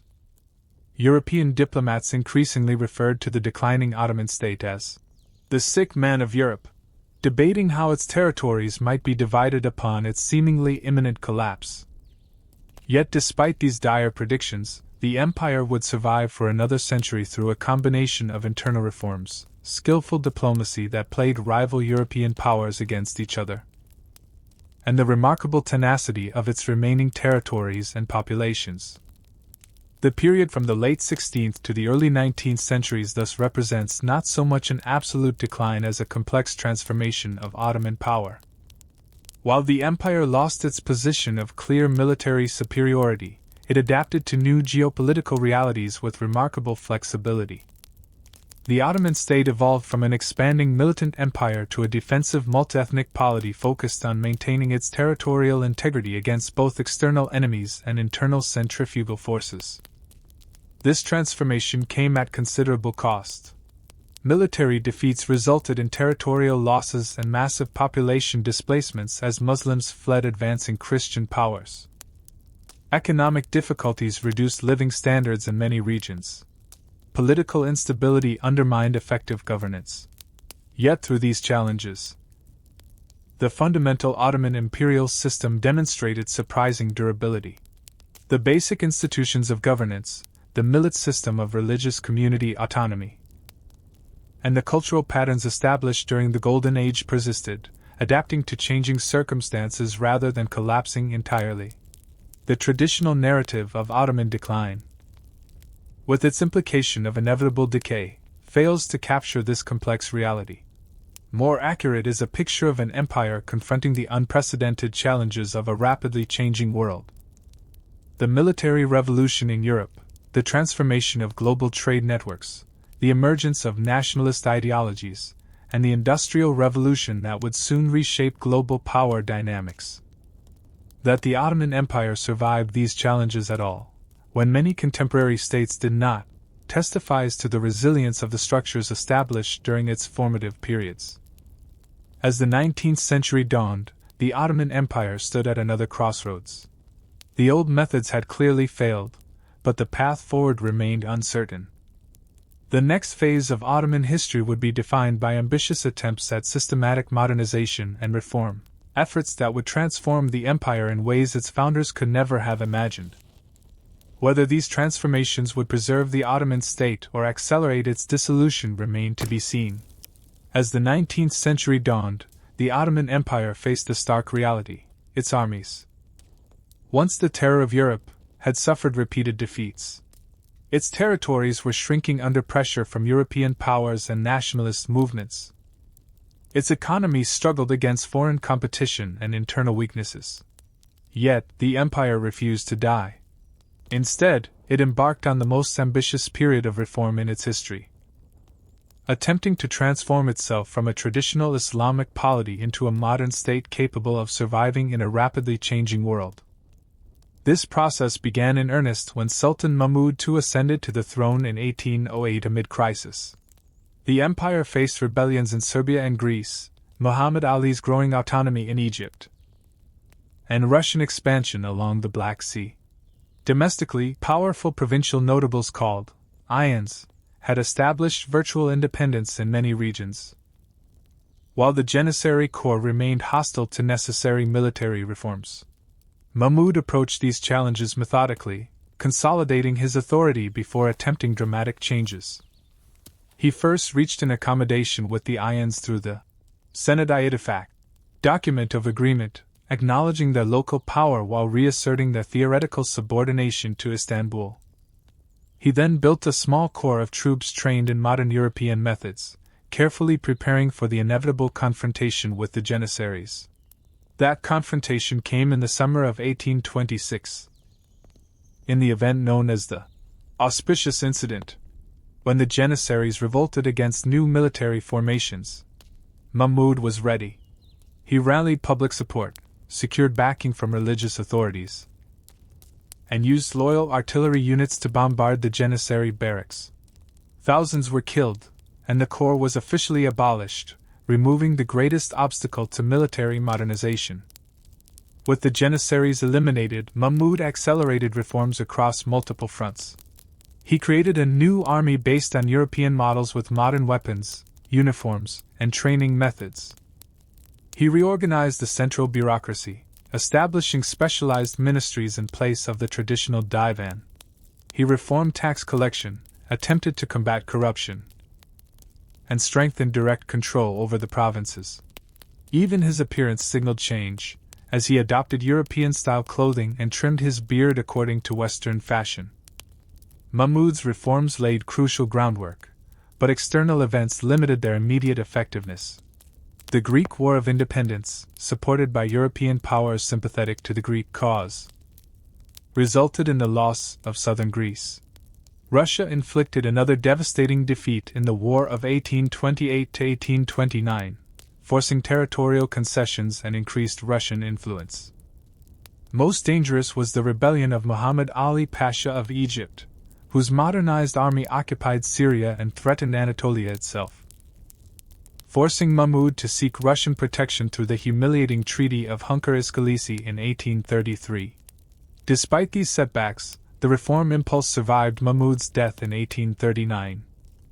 His son Abdülmecid I continued and expanded his father's work through the famous Tanzimat reforms. The Tanzimat, meaning reorganization, began with the noble rescript of the Rose Chamber, Gulhane Hatay Humayunu, that same year, and represented the most systematic attempt yet to modernize the Ottoman state and society. The Tanzimat reforms proclaimed equality before the law for all Ottoman subjects regardless of religion, guaranteed security of life and property, abolished tax farming, established regular military conscription, and created new secular courts alongside the traditional religious legal system. Though implementation was uneven, these measures represented a revolutionary reconceptualization of the relationship between the state and its citizens. Behind these reforms stood a remarkable group of Ottoman statesmen. Figures like Mustafa Reşid Pasha, Ali Pasha, and Fir Pasha had served as diplomats in European capitals and understood both Western power and Ottoman needs. They recognized that the empire's survival required not just military modernization, but fundamental institutional reform. Their goal was not blind Westernization, but selective adaptation of European methods to strengthen the Ottoman state, while preserving its essential character and independence. Education became a major focus of the Tanzimat reforms. New secular schools were established alongside traditional religious institutions, teaching modern sciences, foreign languages, and administrative skills. The School of Civil Administration trained bureaucrats, while the medical school and engineering school produced specialists needed for modernization. A new Western-style university, the Darülfünun, was eventually established. These educational reforms created a new class of Ottomans comfortable with both Islamic and European intellectual traditions. The legal system underwent similar transformation. New commercial and criminal codes adapted from European models were introduced alongside traditional Islamic law. Mixed courts handled cases involving foreign nationals. The judicial reforms culminated in the late Tanzimat era with the promulgation of the Misal in 1876. A codification of Islamic civil law that harmonized traditional jurisprudence with modern legal principles. Communications infrastructure expanded dramatically. Telegraph lines connected distant provinces to the capital, allowing more direct central control. Railways began to link major Ottoman cities, though coverage remained limited compared to European networks. Steamship lines improved maritime connections. The first Ottoman newspaper was established, eventually followed by a vibrant press that, despite censorship, created a new public sphere for political and cultural discourse. The Tanzimat period also saw significant changes in Ottoman foreign relations. The Crimean War of the mid-1850s temporarily reversed the empire's fortunes as Britain and France allied with the Ottomans against Russian expansion. The resulting Treaty of Paris formally recognized the Ottoman Empire as part of the European state system and guaranteed its territorial integrity. This diplomatic achievement was followed by the Reform Edict of 1856, which reaffirmed and expanded the equality of all Ottoman subjects regardless of religion. Yet these reforms also created new tensions within Ottoman society. Traditional religious scholars and conservatives viewed westernizing reforms with suspicion, seeing them as capitulation to Christian powers and abandonment of Islamic principles. Many Muslims resented the equality granted to non-Muslim minorities, who often benefited disproportionately from new economic opportunities through their connections to European merchants. Provincial populations sometimes experienced reforms primarily as increased taxation and conscription rather than as improvements to their lives. Economic challenges further complicated reform efforts. The Ottoman Empire increasingly functioned as a source of raw materials and a market for manufactured goods within the expanding European-dominated global economy. Commercial treaties dating back to the 16th century had granted European merchants advantageous terms, preventing the Ottomans from protecting domestic industries through tariffs. The empire took on foreign debt to finance modernization projects and cover budget deficits, gradually losing financial independence. This financial dependency reached crisis proportions in the autumn of 1875 when the Ottoman government declared partial bankruptcy, unable to service its massive foreign debt. The European powers established the Ottoman Public Debt Administration 6 years later, giving foreign creditors direct control over significant portions of Ottoman revenues. While this arrangement stabilized Ottoman finances, it further limited the empire's economic sovereignty. The mid-19th century also saw the emergence of new intellectual currents among Ottoman elites. A group known as the Young Ottomans, including figures like Namik Kemal, Ibrahim Sanasi, and Zia Pasha, advocated constitutional government and greater political freedoms while seeking to reconcile Islamic principles with modern political concepts. Through newspapers, literature, and political activism, they popularized ideas of patriotism, liberty, and constitutional rule among educated Ottomans. These intellectual developments contributed to the brief triumph of constitutional government.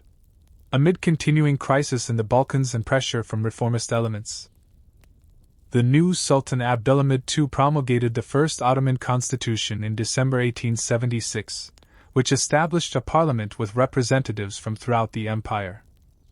This experiment in constitutional monarchy proved short-lived, however. Using the Russian war as justification, Abdülhamid suspended the constitution after only 2 sessions of parliament, and began a period of personal rule that would last 3 decades. The Russo-Turkish War delivered another devastating blow to Ottoman power. Russian forces advanced to the outskirts of Istanbul before being halted by diplomatic pressure from other European powers. The resulting Treaty of San Stefano imposed harsh terms, creating a large Bulgarian state under Russian influence, and recognizing the independence of Serbia, Romania, and Montenegro. Though the subsequent Congress of Berlin, organized by the European powers, moderated some of these losses, the empire still surrendered significant territories in the Balkans, the Caucasus, and eastern Anatolia. These territorial losses triggered massive population movements. Hundreds of thousands of Muslims fled from Russian and newly independent Balkan territories to remaining Ottoman lands, creating a refugee crisis and fundamentally altering the demographic composition of the empire. The Ottoman state, now more concentrated in Anatolia and the Arab provinces, became more predominantly Muslim than ever before. For 33 years, from 1876 until his deposition in 1909, Sultan Abdülhamid II developed a distinctive approach to governance in response to these challenges, while continuing administrative modernization and economic development. He abandoned the liberal political aspects of the Tanzimat reforms. His reign combined centralization of power, modernization of infrastructure, Islamic religious emphasis, and repressive measures against dissent. Abdülhamid made effective use of modern technology to strengthen his control. He expanded telegraph networks to maintain direct communication with provincial officials. Photography was employed to document public works and project imperial power. The railway system grew substantially, improving both economic integration and military mobility. Educational reforms continued, producing a new generation of technically trained Ottoman officials, officers, and professionals. The Sultan emphasized his role as caliph, or religious leader of Sunni Muslims worldwide, more than his predecessors had done. This pan-Islamic policy served multiple purposes. It strengthened loyalty among Muslim subjects, positioned the empire as protector of Muslims beyond its borders, and countered European influence by appealing to religious solidarity. Abdülhamid cultivated relationships with Muslims in British India, Russian Central Asia, and Southeast Asia, creating concern among colonial powers about potential Muslim uprisings. Yet alongside these innovations came growing repression.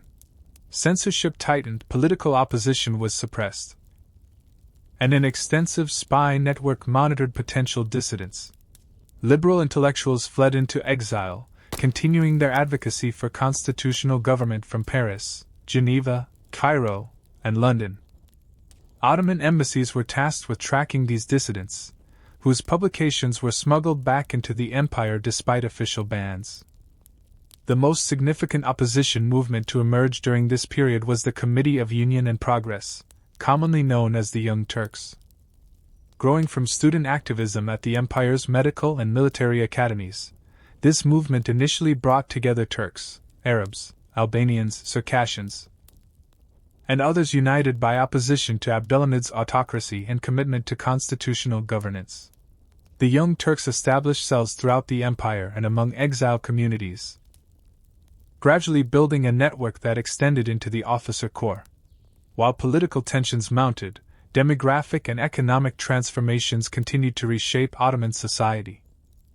Cities grew as rural migrants sought economic opportunities and refugees resettled from lost territories.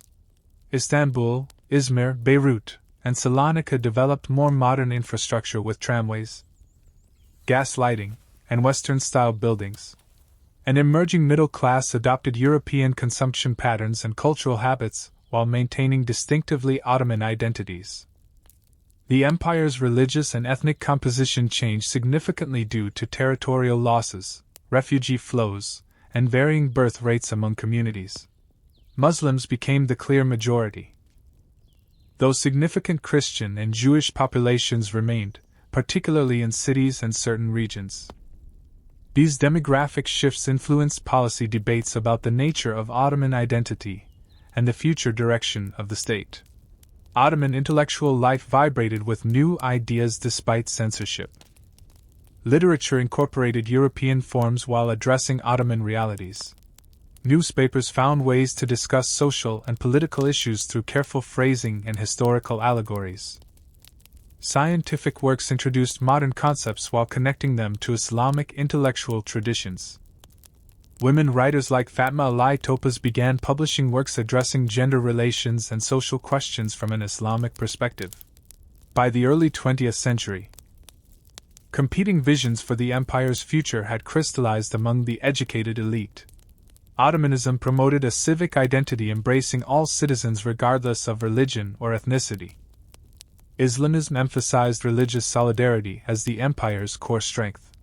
Turkish nationalism, still in its early stages, began to foreground Turkish language and culture as the state's foundation. Western-oriented liberalism advocated European-style modernization, while socialism attracted support in industrial centers and ports. These ideological currents found expression in growing opposition to Abdülhamid's rule.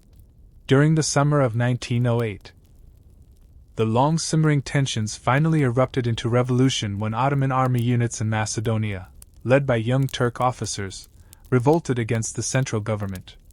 Facing the prospect of civil war, Abdülhamid reluctantly restored the 1876 constitution and allowed elections for a new parliament. The Young Turk Revolution triggered momentary euphoria across the empire, with Muslims, Christians, and Jews celebrating together in public displays of Ottoman unity and constitutional patriotism. The restored constitutional era quickly revealed deep tensions, however. Counter-revolutionary forces attempted to reverse the changes in the following spring, briefly succeeding before being overcome by constitutionalist troops from Macedonia. Abdülhamid was deposed in favor of his brother Mehmed, who became a constitutional monarch with limited powers. The Committee of Union and Progress gradually consolidated control over the government, evolving from a revolutionary organization into a political party with increasingly authoritarian tendencies. External crises further complicated this turbulent period. Austria-Hungary formally annexed Bosnia-Herzegovina, which it had occupied since the Congress of Berlin. Italy invaded and annexed the Ottoman provinces of Tripolitania and Cyrenaica, modern Libya, in 1911 to 1912. Most devastatingly, the Balkan Wars swept away nearly all remaining Ottoman territories in Europe, including Salonika, Adrianople, briefly, and Albania. Only a small foothold around Istanbul remained of the empire's once vast European domains.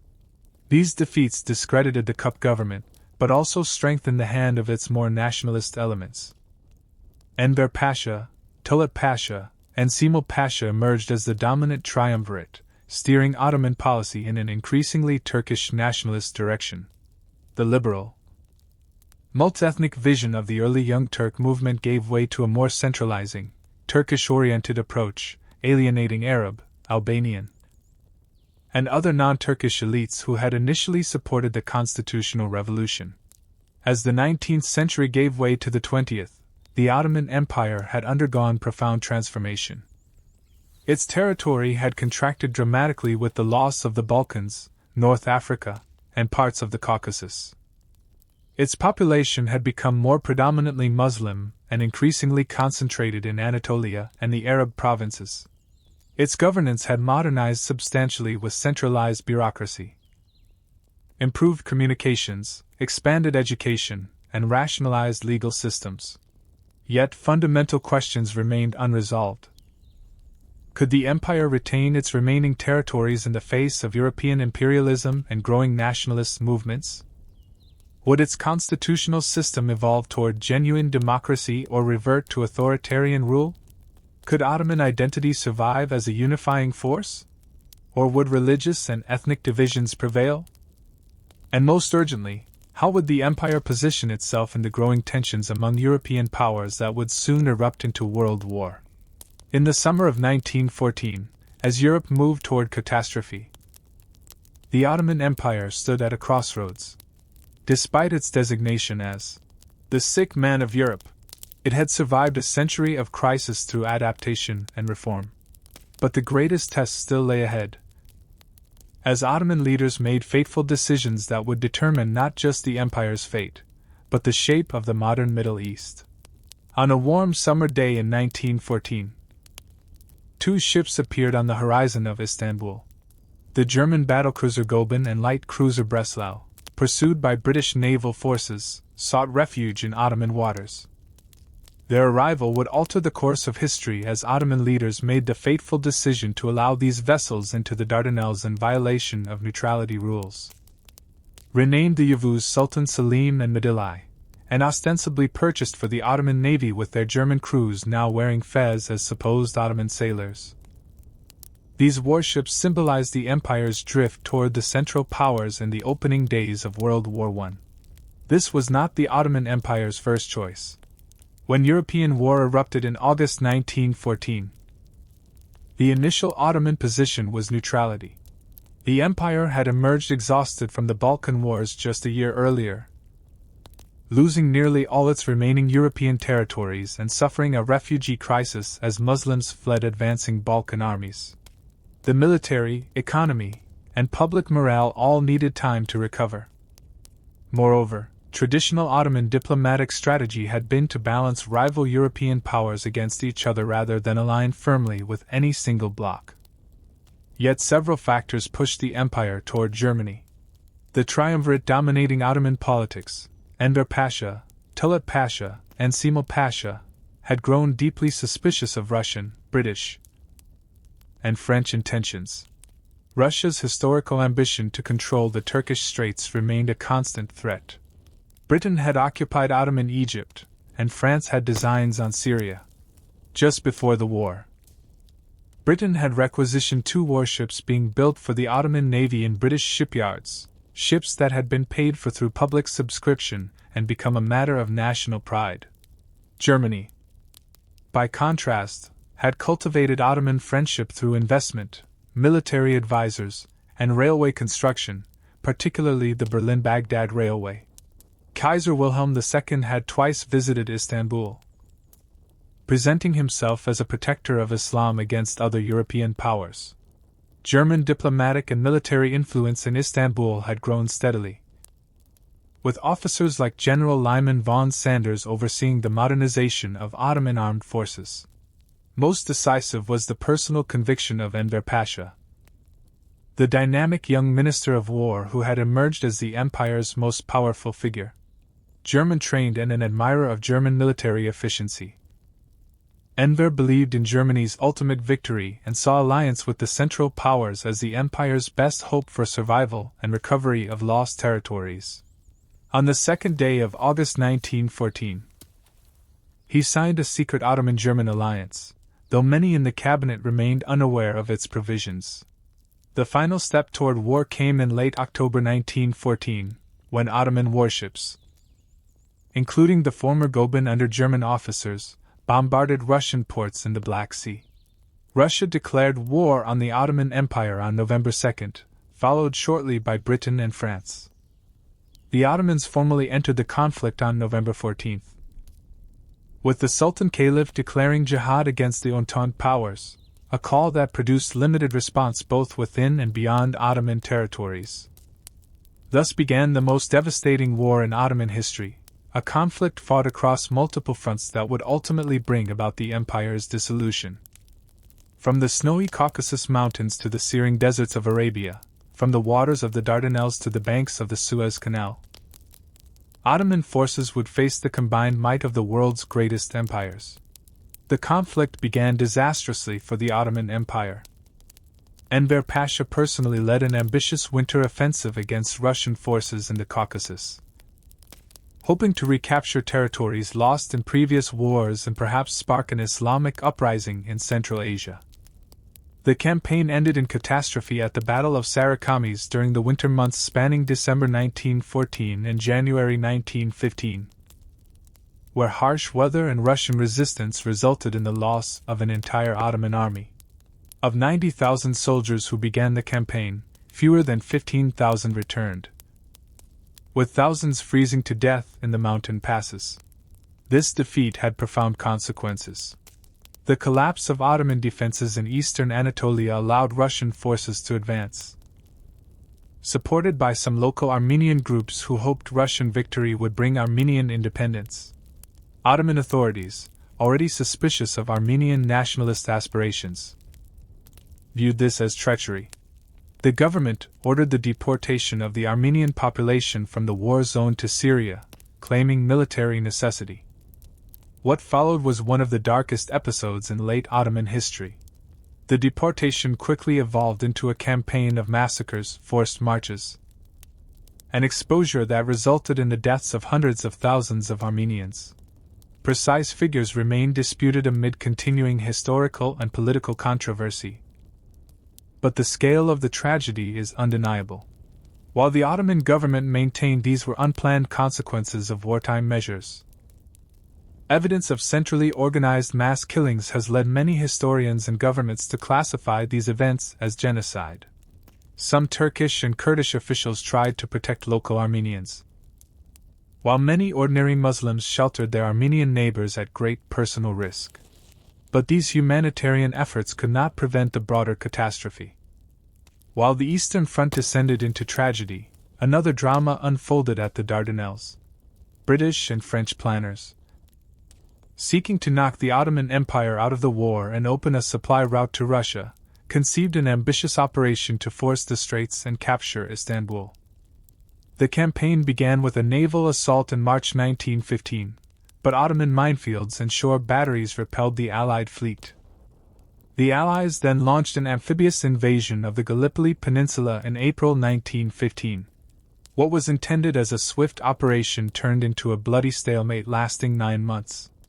Ottoman defenders, led by a previously little-known officer named Mustafa Kemal, held their ground against forces from Britain, France, Australia, and New Zealand. The campaign ultimately failed, with Allied forces evacuating in the final weeks of 1915 and early January 1916 after suffering over 250,000 casualties.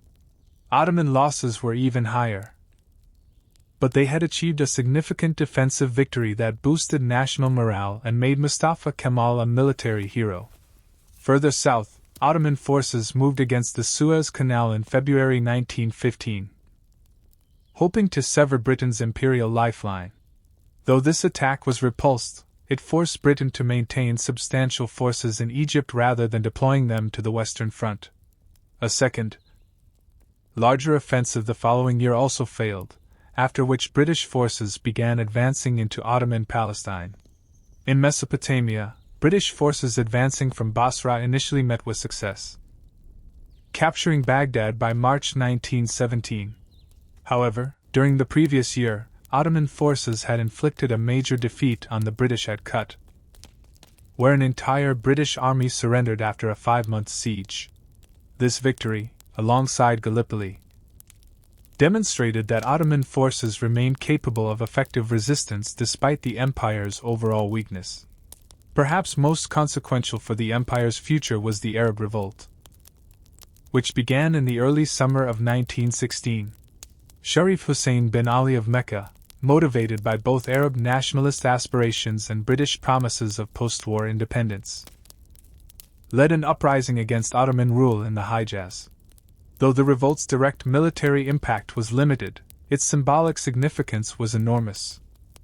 Supported by British officers like Lawrence of Arabia and Arab nationalist intellectuals, the revolt presented an alternative vision of post-Ottoman political organization based on Arab identity rather than Islamic unity or Ottoman patriotism. The revolt reflected deeper tensions that had developed between the increasingly Turkish nationalist Young Turk regime and Arab elites. The Cup government's centralizing policies, Turkish linguistic nationalism, and wartime security measures had alienated many Arab leaders who had previously supported Ottoman constitutionalism. British and French encouragement of Arab aspirations, though ultimately disingenuous, found fertile ground in this growing disillusionment. At the same time, ominous developments in international diplomacy were shaping the empire's future without Ottoman input. The secret Sykes-Picot Agreement of 1916 between Britain and France outlined plans to divide Ottoman Arab territories into spheres of influence. The Balfour Declaration of November 1917 expressed British support for a national home for the Jewish people in Palestine. These arrangements, made public by the Bolsheviks after the Russian Revolution, revealed Allied intentions that contradicted promises made to Arab leaders and deeply alarmed Ottoman officials.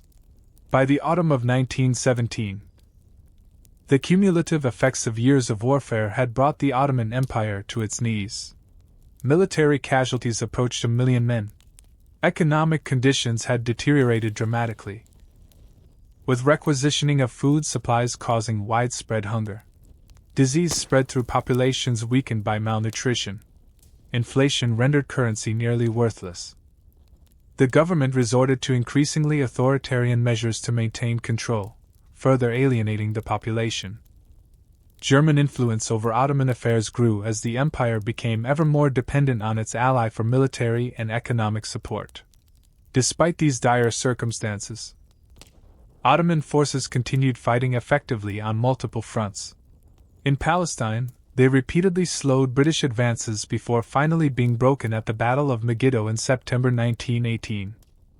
In Mesopotamia, they conducted skillful defensive operations despite material inferiority. On the Caucasus front, the collapse of Russia following the Bolshevik Revolution in 1917 actually allowed Ottoman forces to recapture territories lost earlier in the war and briefly advance into the Caucasus before British pressure forced a halt. The domestic situation continued to deteriorate, however. In October 1918, with Germany clearly headed for defeat on the Western Front and British forces advancing rapidly in Syria, the Ottoman government faced reality. Tulat Pasha's cabinet resigned on October 14, and the new government under Ahmed Izzet Pasha sought an armistice. On the last day of October 1918, Ottoman representatives signed the Armistice of Mudros aboard a British warship, ending Ottoman participation in the war. The armistice terms were harsh but vague, allowing the Allies broad latitude for intervention.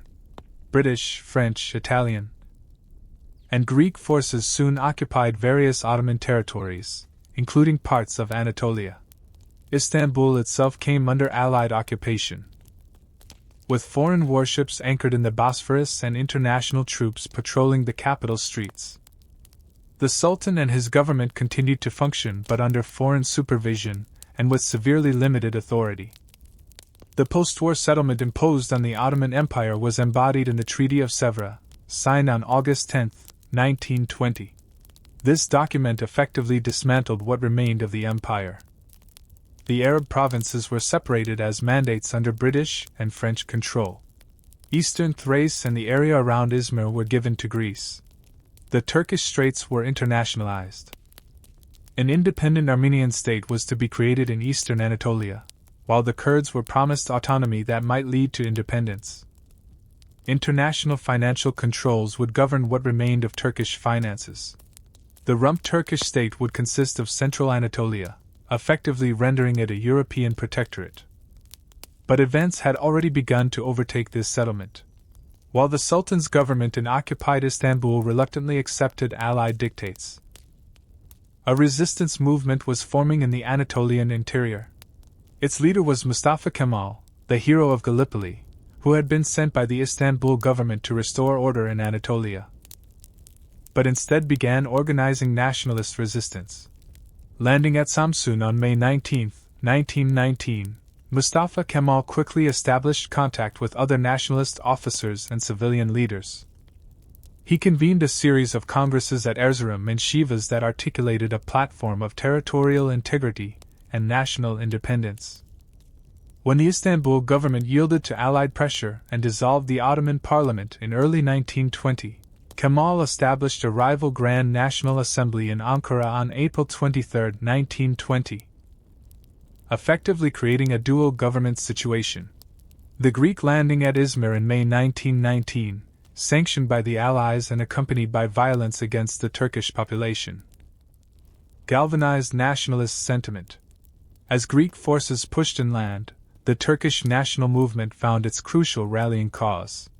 The Sultan's government, compromised by its cooperation with the occupation, lost legitimacy among much of the population, while Mustafa Kemal's resistance gained support. What followed was the Turkish War of Independence, a complex conflict with multiple dimensions. Nationalist forces fought against Greek, Armenian, and French troops directly, while diplomatically maneuvering to divide the Allies and gain support from the Soviet Union. The Ankara government's military success against the Armenians in the east and the French in the south, combined with growing war weariness in Britain and France, gradually changed the diplomatic landscape. The decisive phase came in the Greco-Turkish War that lasted from May 1919 until September 1922. After initial Greek advances nearly reached Ankara, Turkish nationalist forces under Mustafa Kemal launched a massive counteroffensive in August 1922. Within weeks, they recaptured Izmir and drove Greek forces from Anatolia entirely, ending the immediate military threat to Turkish independence. A separate conflict loomed with Britain over the neutral zone of the Turkish Straits, but war was averted through diplomacy, culminating in the Armistice of Medania in October 1922. These nationalist victories rendered the Treaty of Sèvres effectively dead. To negotiate a new settlement, the Allies invited both the Istanbul and Ankara governments to a conference at Lausanne. Before this could begin, the Turkish Grand National Assembly took a momentous step on the first day of November 1922, formally abolishing the Ottoman Sultanate and separating the positions of Sultan and Caliph. Sultan Mehmed VI, the last Ottoman sovereign, left Istanbul aboard a British warship on November 17, 1922, bringing to an end a dynasty that had ruled for 623 years. The Treaty of Lausanne, signed on July 24, 1923, after months of hard negotiation, recognized the new Republic of Turkey as a fully independent state within borders similar to those of modern Turkey. The Treaty of Sèvres was superseded. There would be no independent Armenia or Kurdistan, and Greek claims to Turkish territory were abandoned. In exchange, Turkey relinquished claims to former Ottoman lands in the Middle East and accepted a population exchange with Greece that would fundamentally alter the demographic makeup of both countries. With the Sultanate abolished and a new treaty secured, Mustafa Kemal and his allies moved to formalize the new order. On October 29, 1923, the Turkish Grand National Assembly proclaimed the Republic of Turkey, with Ankara as its capital and Mustafa Kemal as its first president. The Caliphate, temporarily retained as a purely religious office, would be abolished in March 1924, severing the last institutional link to the Ottoman past. Thus ended more than 6 centuries of Ottoman rule. An empire that had once dominated 3 continents, controlled the eastern Mediterranean, and shaped world affairs for centuries, had contracted to a nation-state in Anatolia and a small European foothold. Yet from this catastrophic collapse emerged a new Turkish national identity and state structure that would prove remarkably resilient in the decades ahead. The Ottoman Empire had succumbed to a combination of external pressures and internal contradictions. European imperialism, rising nationalism among both Turkish and non-Turkish populations, economic underdevelopment despite reform efforts, and the catastrophic impact of the First World War all contributed to its dissolution. But the empire's legacy would endure, shaping the development of successor states throughout the Middle East, Balkans, and beyond in ways that continue to reverberate today. As the new Turkish flag rose over Ankara in 1923, the Ottoman Empire had formally ceased to exist, its territories had been divided, its institutions dismantled, its last sultan exiled. Yet the legacy of 600 years of Ottoman rule could not be so easily erased. The empire had left an indelible imprint on the lands it had governed, shaping everything from borders to architecture, cuisine to music, religious practices to cultural identities. This Ottoman inheritance would profoundly influence the development of successor states throughout the Middle East, North Africa, and the Balkans, including the Turkish Republic that arose from its ashes. The most immediate heir to the Ottoman legacy was the Republic of Turkey under Mustafa Kemal, soon to be granted the surname Ataturk, meaning father of the Turks. Having led the national resistance movement to victory, Ataturk now embarked on a revolution in peacetime, transforming what had been the Ottoman heartland into a modern nation-state based on Turkish national identity and secular governance. Ataturk's reforms were breathtaking in their scope and speed. In 1924, he abolished the caliphate, ending the Ottoman claim to religious leadership of the Islamic world. Religious schools were closed, and education placed under state control. A new civil code based on the Swiss model replaced Ottoman laws, granting women equal rights in matters of divorce and inheritance. Traditional headgear was discouraged, with the fez, once a symbol of Ottoman modernity, now banned as a relic of the past. Most dramatically, in 1928, the Arabic script used for writing Turkish for centuries was replaced with a modified Latin alphabet, severing a key cultural link to the Ottoman era. These changes aimed to create a distinctly Turkish national identity separate from the Ottoman Islamic imperial legacy. State-sponsored historians promoted a narrative that emphasized pre-Islamic Turkish history and downplayed the Ottoman period. The Ottoman past was often portrayed as an era of backward religious governance that had prevented Turkish national development. Official history celebrated the Turkish War of Independence as a complete break with the imperial past rather than as its transformation. Yet beneath this revolutionary rhetoric, important continuities persisted. Many institutions of the Turkish Republic evolved directly from late Ottoman predecessors. The army bureaucracy and educational system maintained significant Ottoman organizational features despite ideological reorientation. The parliamentary system drew on the constitutional experiments of the late empire. Even Ataturk's reforms, revolutionary as they were, continued the top-down modernization approach pioneered by Ottoman reformers from Selim III to the Young Turks. Most fundamentally, the human capital of the new republic came directly from Ottoman society. Ataturk himself and most of his associates were products of Ottoman military and professional schools, shaped by late Ottoman intellectual currents. The nascent Turkish middle class that supported republican reforms had developed during the final Ottoman decades. Ordinary citizens throughout Anatolia carried Ottoman cultural patterns into the republican era, regardless of official ideology. The ambivalent relationship with the Ottoman past would characterize Turkish politics throughout the 20th century and beyond. During the early Republican period and subsequent decades of strict Kemalist orthodoxy, official discourse minimized positive references to the Ottoman era. By the 1980s, however, economic liberalization and political openings allowed more nuanced reassessments of Ottoman history to emerge. Conservative and Islamist movements increasingly invoked aspects of the Ottoman heritage as alternatives to Western-oriented Kemalism. This Ottoman revival accelerated under the Justice and Development Party government that came to power in 2002. Prime Minister and later President Recep Tayyip Erdogan often employed Ottoman symbols and references, positioning modern Turkey as the natural heir to Ottoman grandeur. Government-sponsored historical dramas romanticized Ottoman conquests and power. Celebrations marked Ottoman anniversaries that earlier republican governments had ignored. Neo-Ottoman architectural motifs appeared in public buildings, and Ottoman Turkish courses were added to some school curricula. Critics viewed this Ottoman revival as a challenge to Ataturk's secular republic, while supporters saw it as a healthy reconnection with historical roots and cultural authenticity. Both perspectives contained elements of truth. The Ottoman past offered a rich reservoir of symbols and traditions that could be selectively deployed to support various contemporary political projects.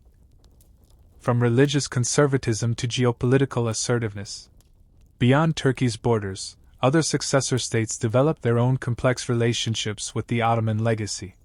In the Balkans, where Ottoman rule had lasted for centuries, national narratives often portrayed the Ottoman period as an era of foreign occupation and oppression that had interrupted these nations' natural development. Yet Ottoman influence remained visible in everything from food to music, architecture to vocabulary. Balkan Muslims, particularly in Bosnia, Albania, and North Macedonia, maintained more positive associations with the Ottoman era as a time when their communities had flourished. In the Arab world, the Ottoman legacy underwent significant reassessment over time. Early Arab nationalist movements had defined themselves partly in opposition to Ottoman rule, portrayed as Turkish domination that had suppressed Arab cultural development. The arbitrary borders drawn by European powers after World War I, dividing the formerly Ottoman Arab provinces into separate states, created new national identities that often denied Ottoman-era connections. By the late 20th century, however, some Arab intellectuals began re-evaluating the Ottoman period more positively, recognizing it as an era of relative regional integration and Islamic governance before European colonialism. This reassessment accelerated after the 2011 Arab Spring uprisings, which prompted questions about national identities and alternative political models.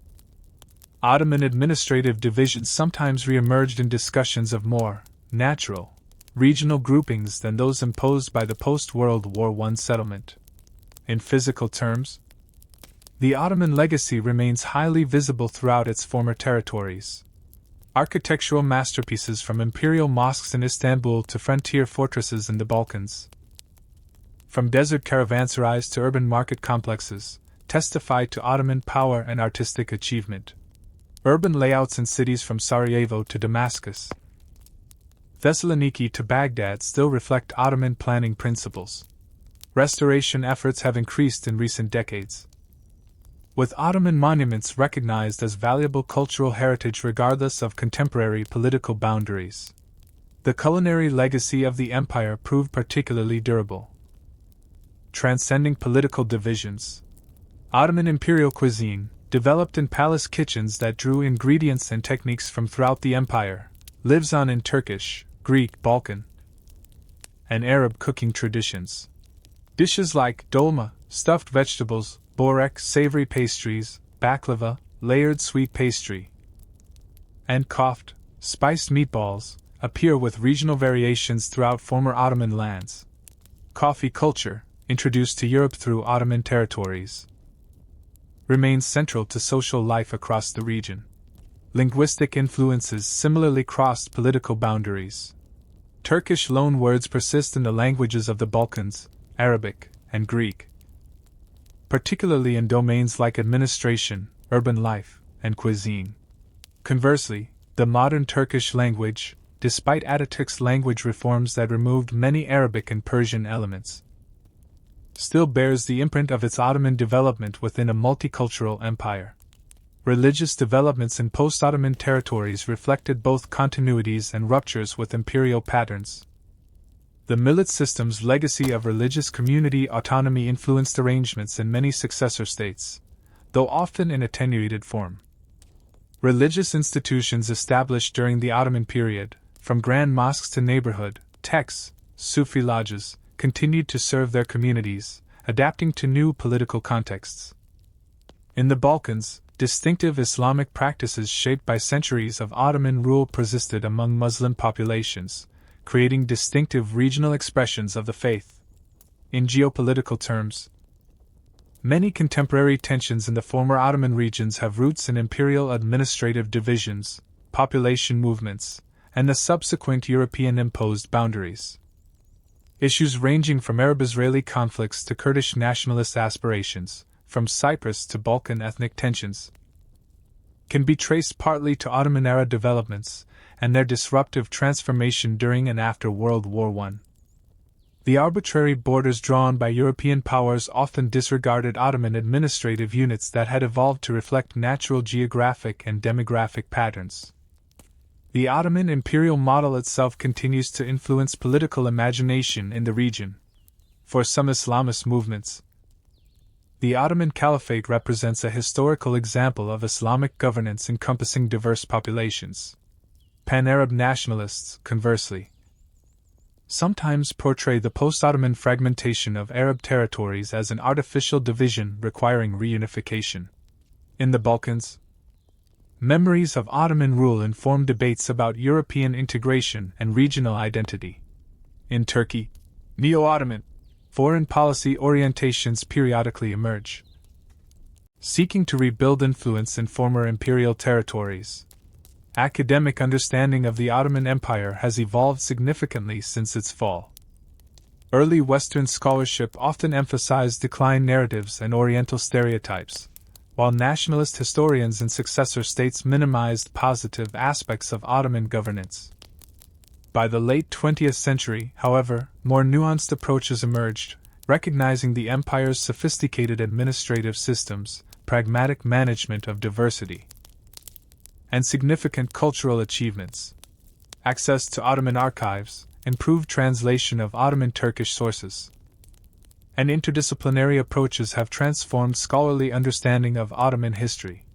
Popular culture has both reflected and shaped public perceptions of the Ottoman past.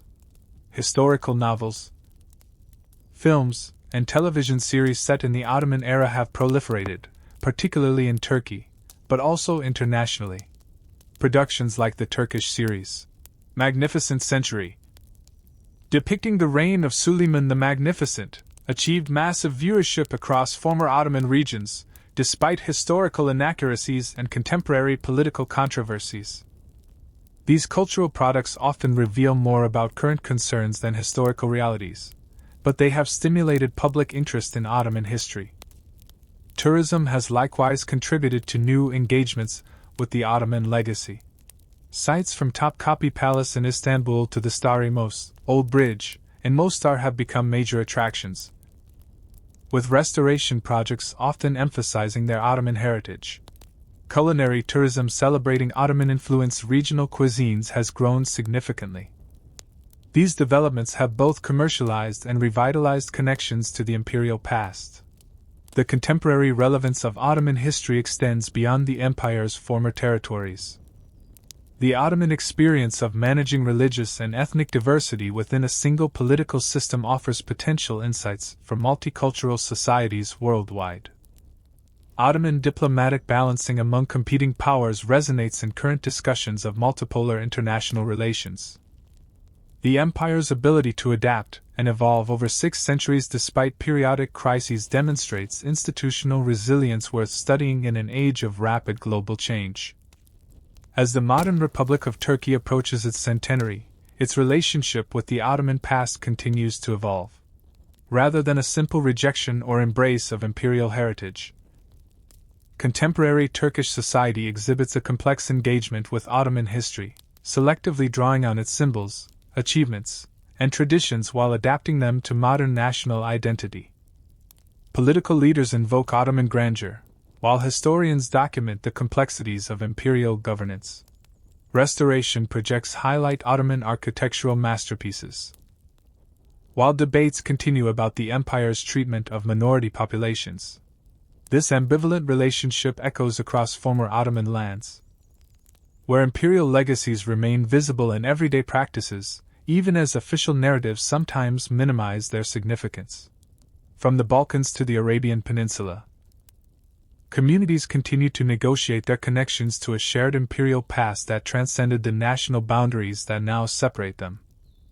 Despite a century of nation-building projects that often define themselves against Ottoman cosmopolitanism, traces of imperial patterns persist in unexpected ways. The Ottoman Empire ultimately represents more than just a historical polity that rose, flourished, and fell. It embodies a distinctive approach to governance, culture, an identity that developed at the crossroads of Europe, Asia, and Africa. Its strengths and weaknesses, achievements, and failures continue to influence regional developments and offer potential lessons for our own time.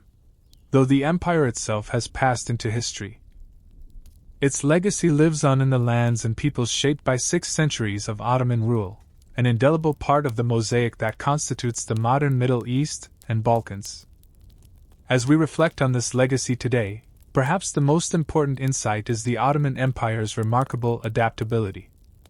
From its origins as a frontier principality to its height as a global power to its final transformations, the Ottoman state continuously evolved in response to changing circumstances. For over 6 centuries, it incorporated diverse influences, managed complex diversity, and reimagined its institutions while maintaining core continuities. This capacity for change within tradition allowed it to endure far longer than most imperial systems. The story of the Ottoman Empire is not simply one of rise and fall, of conquest and defeat. It is a complex narrative of cultural synthesis, institutional innovation, pragmatic governance, and human experience across generations and geographies. Its legacy cannot be reduced to simple judgments, or contained within national boundaries. It lives on in the languages people speak, the food they eat, the buildings they inhabit, the faiths they practice, and the identities they construct. In Istanbul, once Constantinople and before that, Byzantium, the physical embodiment of this legacy stands in monuments like the Hagia Sophia, which has served as Byzantine cathedral, Ottoman mosque, secular museum, and again as mosque. Each transformation adding layers of meaning rather than erasing what came before. This palimpsest quality characterizes the Ottoman legacy throughout its former domains, where imperial patterns remain visible beneath the structures of nation-states and modern politics. A century after the empire's dissolution, we can now view Ottoman history with greater perspective than was possible for those who lived through its traumatic final years. Neither romanticizing it as a lost golden age nor dismissing it as an era of oppression and backwardness does justice to its complexity. The Ottoman Empire was a human institution with all the achievements and failures that implies. Its story deserves to be understood in its full dimensions, not merely as a prelude to the nation-states that succeeded it, but as a significant chapter in world history with continuing relevance for our present and future. From a frontier tribe to a world power and back into memory, the story of the Ottoman Empire traces an arc that seems almost mythic in its scope and symmetry. A small band of Turkish horsemen led by a chieftain's dream transformed into one of history's most enduring political entities before finally dissolving amid the ruins of the First World War. 6 centuries of history spanning 3 continents, and countless human lives. What remains when an empire fades? The borders drawn in its absence still shape our world, creating nations where once stood provinces. The wounds of its final years still ache in collective memories, informing conflicts and grievances that simmer generations later. The descendants of its subjects, scattered across dozens of modern states, carry fragments of its legacy in their languages, cuisines, and customs. In Istanbul, the empire's final capital, Ottoman ghosts linger in every vista. Minarets and domes punctuate the skyline, the architectural signature of imperial ambition and faith.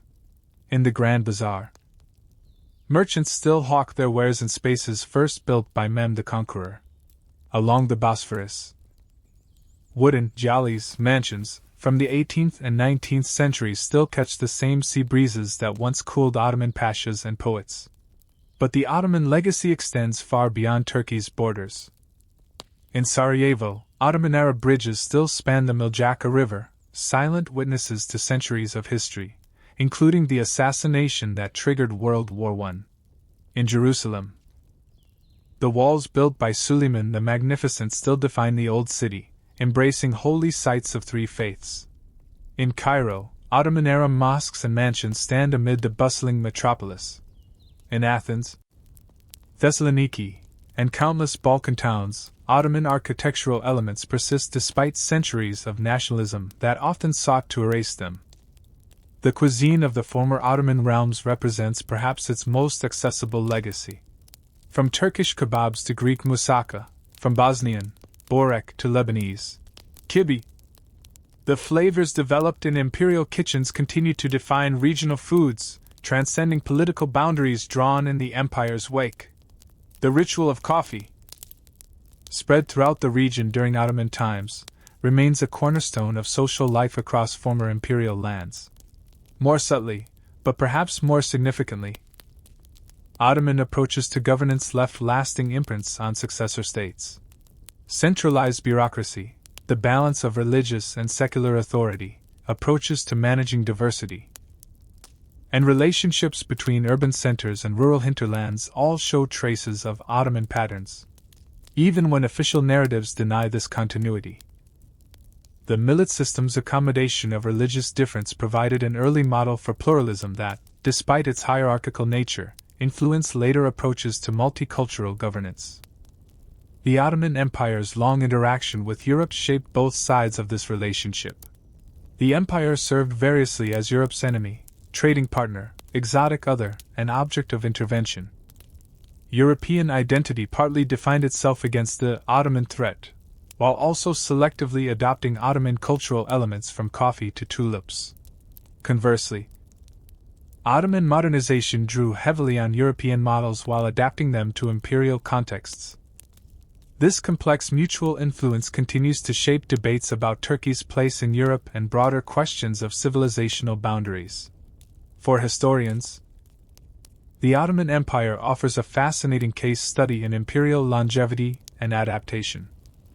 How did a state maintain legitimacy and effectiveness across such vast territories and diverse populations for so many centuries?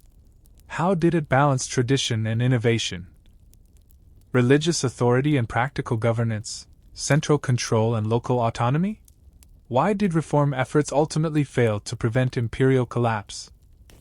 These questions continue to stimulate scholarly inquiry and offer potential insights for understanding other complex political systems.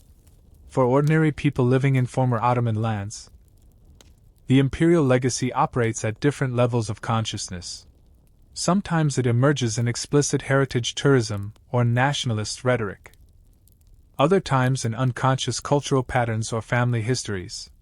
Genetic studies reveal the complex population mixing that occurred under Ottoman rule, belying later nationalist myths of ethnic purity. Archaeological and architectural research continues to uncover physical evidence of Ottoman presence, even in places where it was later downplayed or denied. The fall of the Ottoman Empire coincided with the birth of the modern Middle East, with all its contemporary challenges.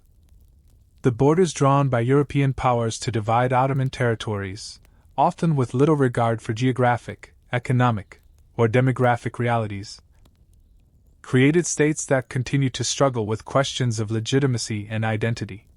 The imperial collapse left power vacuums that various movements have sought to fill. From Arab nationalism to political Islam, each claiming to offer a more authentic alternative to Western-imposed systems. Perhaps most poignantly, the Ottoman Empire represents a lost world of pre-national diversity and coexistence, however imperfect, before the homogenizing forces of nationalism transformed the region. Ottoman cities contained mosaics of languages, religions, and cultures interacting in daily life, markets where Turkish, Arabic, Greek, Armenian, Ladino, and countless other tongues mingled. Neighborhoods where mosques, churches, and synagogues stood in close proximity, governance systems that, while maintaining clear hierarchies, recognized group identities rather than imposing uniform citizenship. This cosmopolitan reality, despite its inequalities and tensions, offers a counterpoint to later nationalist simplifications. As the muezzin's call to prayer echoes across ancient skylines, as artisans practice crafts passed down through generations, as families gather around tables laden with dishes whose origins trace back to imperial kitchens, the Ottoman past remains present, either fully embraced nor entirely rejected. It remains a complex inheritance with which successor societies continue to grapple. A ghost that cannot be exorcised because it is woven into the very fabric of regional identity. The empire now sleeps in history, its sultans and subjects, conquests and defeats, glories and tragedies transformed into museum exhibits and scholarly debates. Yet, in countless visible and invisible ways, Ottoman patterns persist, shaping the contours of contemporary life across a vast region. The borders of its former territories may now be filled with nation-states flying different flags, but beneath these modern constructs, the deep currents of Ottoman influence continue to flow. And so our journey through Ottoman history comes to a close, not with a definitive judgment, but with an invitation to deeper understanding. The empire was either the romantic Oriental fantasy portrayed in some Western accounts, nor the unmitigated darkness depicted in some nationalist narratives, nor the perfect Islamic state sometimes imagined in religious revisionism. It was a human institution with all the complexity, contradiction, achievement, and failure that implies. Its story deserves to be told neither with nostalgic longing nor with simplistic condemnation, but with the nuance and respect that 6 centuries of human experience demand. As the sun sets over the Bosphorus, where Europe and Asia nearly touch, where Constantine built his new Rome and Mehmed established his Islamic capital, where the waters carry whispers of history from the Black Sea to the Mediterranean, perhaps we can glimpse something of both the grandeur and the humanity of this remarkable empire that rose, flourished, and fell, leaving an indelible mark on the world we inhabit today.